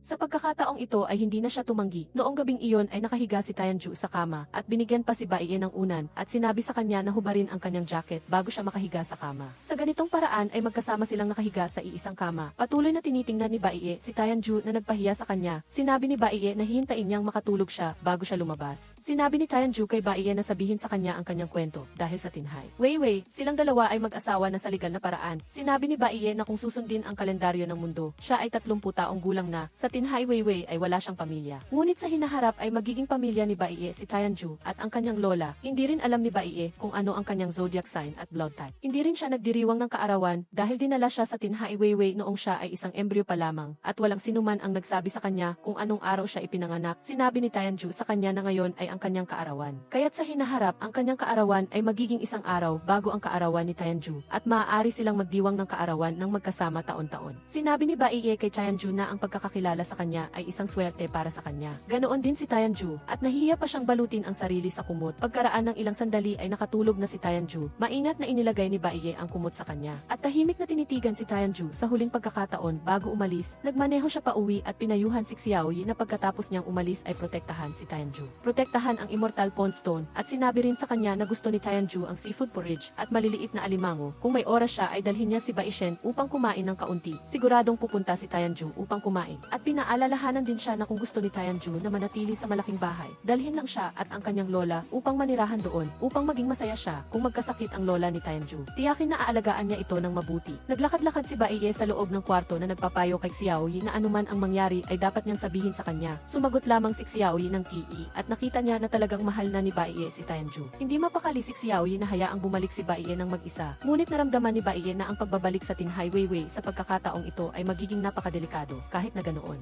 Hindi rin siya maaaring payagan ni Xiaoyi na bumalik ng mag-isa. Magkasama silang dumaan sa hindi mabilang na malalaki at maliliit na labanan. Sa bawat oras ay kailangan nilang magtulungan upang maging maayos ang lahat. Kaya't kung may pasanin ay dapat nilang pasanin ito ng magkasama. Naniniwala siya na tama ang ginawa niya at hindi na niya kailangang turuan pa si Baiye. Dapat silang bumalik ng magkasama upang harapin ito. Ngunit nagtataka si Baiye. Hindi ba't gusto ni Xiaoyi na tumakas mula sa tinhay Weiwei? Ngunit hindi niya sinagot ang tanong na ito. Tinanggal din ni Baiye ang bagay sa liig ni Xiaoyi. Magkasama silang lumabas sa pinto. Sa sandaling ito ay may isa pang bagay na gustong hilingin ni Xiaoyi kay Baiye na tulungan siya. Magkasama silang pumunta sa lugar ng pagtatanghal ni Baishen. Gusto siyang paalam ni Xiaoyi. Natutuwa si Baishen na makita siya dahil para sa kanya ay napakahalaga ni Xiaoyi. Hinikayat siya ni Xiaoyi dahil nakatayo na siya sa maliit na entablado na ito. Tiyak na makakatayo siya sa isang mas malaking entablado sa hinaharap. Tumango si Baishen at nangako na magsusumikap. Ngunit ang mga salita na palagi niyang gustong sabihin ni Xiaoyi ay hindi niya sinabi. Kinuha din ni Baishen ang damit na ipinangako niya na tatahiin ang buttons para sa kanya at pagkatapos ay ipinahayag ang kanyang damdamin. Bukod pa rito, alam din ni Baishen na ang pagkakataon sa pagganap sa pagkakataong ito ay nakuha niya. Ngunit nagpa siya pa rin si Xiaoyi na hayaan si Baiye na gamitin ang superpower upang burahin ang alaala ni Baishen tungkol sa kanya. Nang magising si Tianju ay hinahanap pa rin niya si Baiye. Kinakausap pa rin siya at sinabi sa kanya na sundin ang kanyang mga tagubilin sa paghahanap sa kanya mamaya. Sinabi rin niya ang mga salitang hindi pa niya nasasabi. Lumuha rin si Baiye at hindi niya magawang umalis. Magkasama sina Baiye at Xiaoyi na nakaupo sa kotse. Iniisip ang kanilang mahal sa buhay. Pagkatapos ay magkasama silang pumunta sa beach upang tingnan ang lugar na ito sa huling pagkakataon. At pagkatapos ay sumakay sa spacecraft upang bumalik sa tinhay Weiwei. Dito na nagtatapos ang pelikula. Salamat sa panonood. Kung nagustuhan ninyo, paki-like. Huwag kalimutang mag-subscribe sa channel. Pindutin ang bell icon upang maghintay para sa pinakabagong mga pelikula.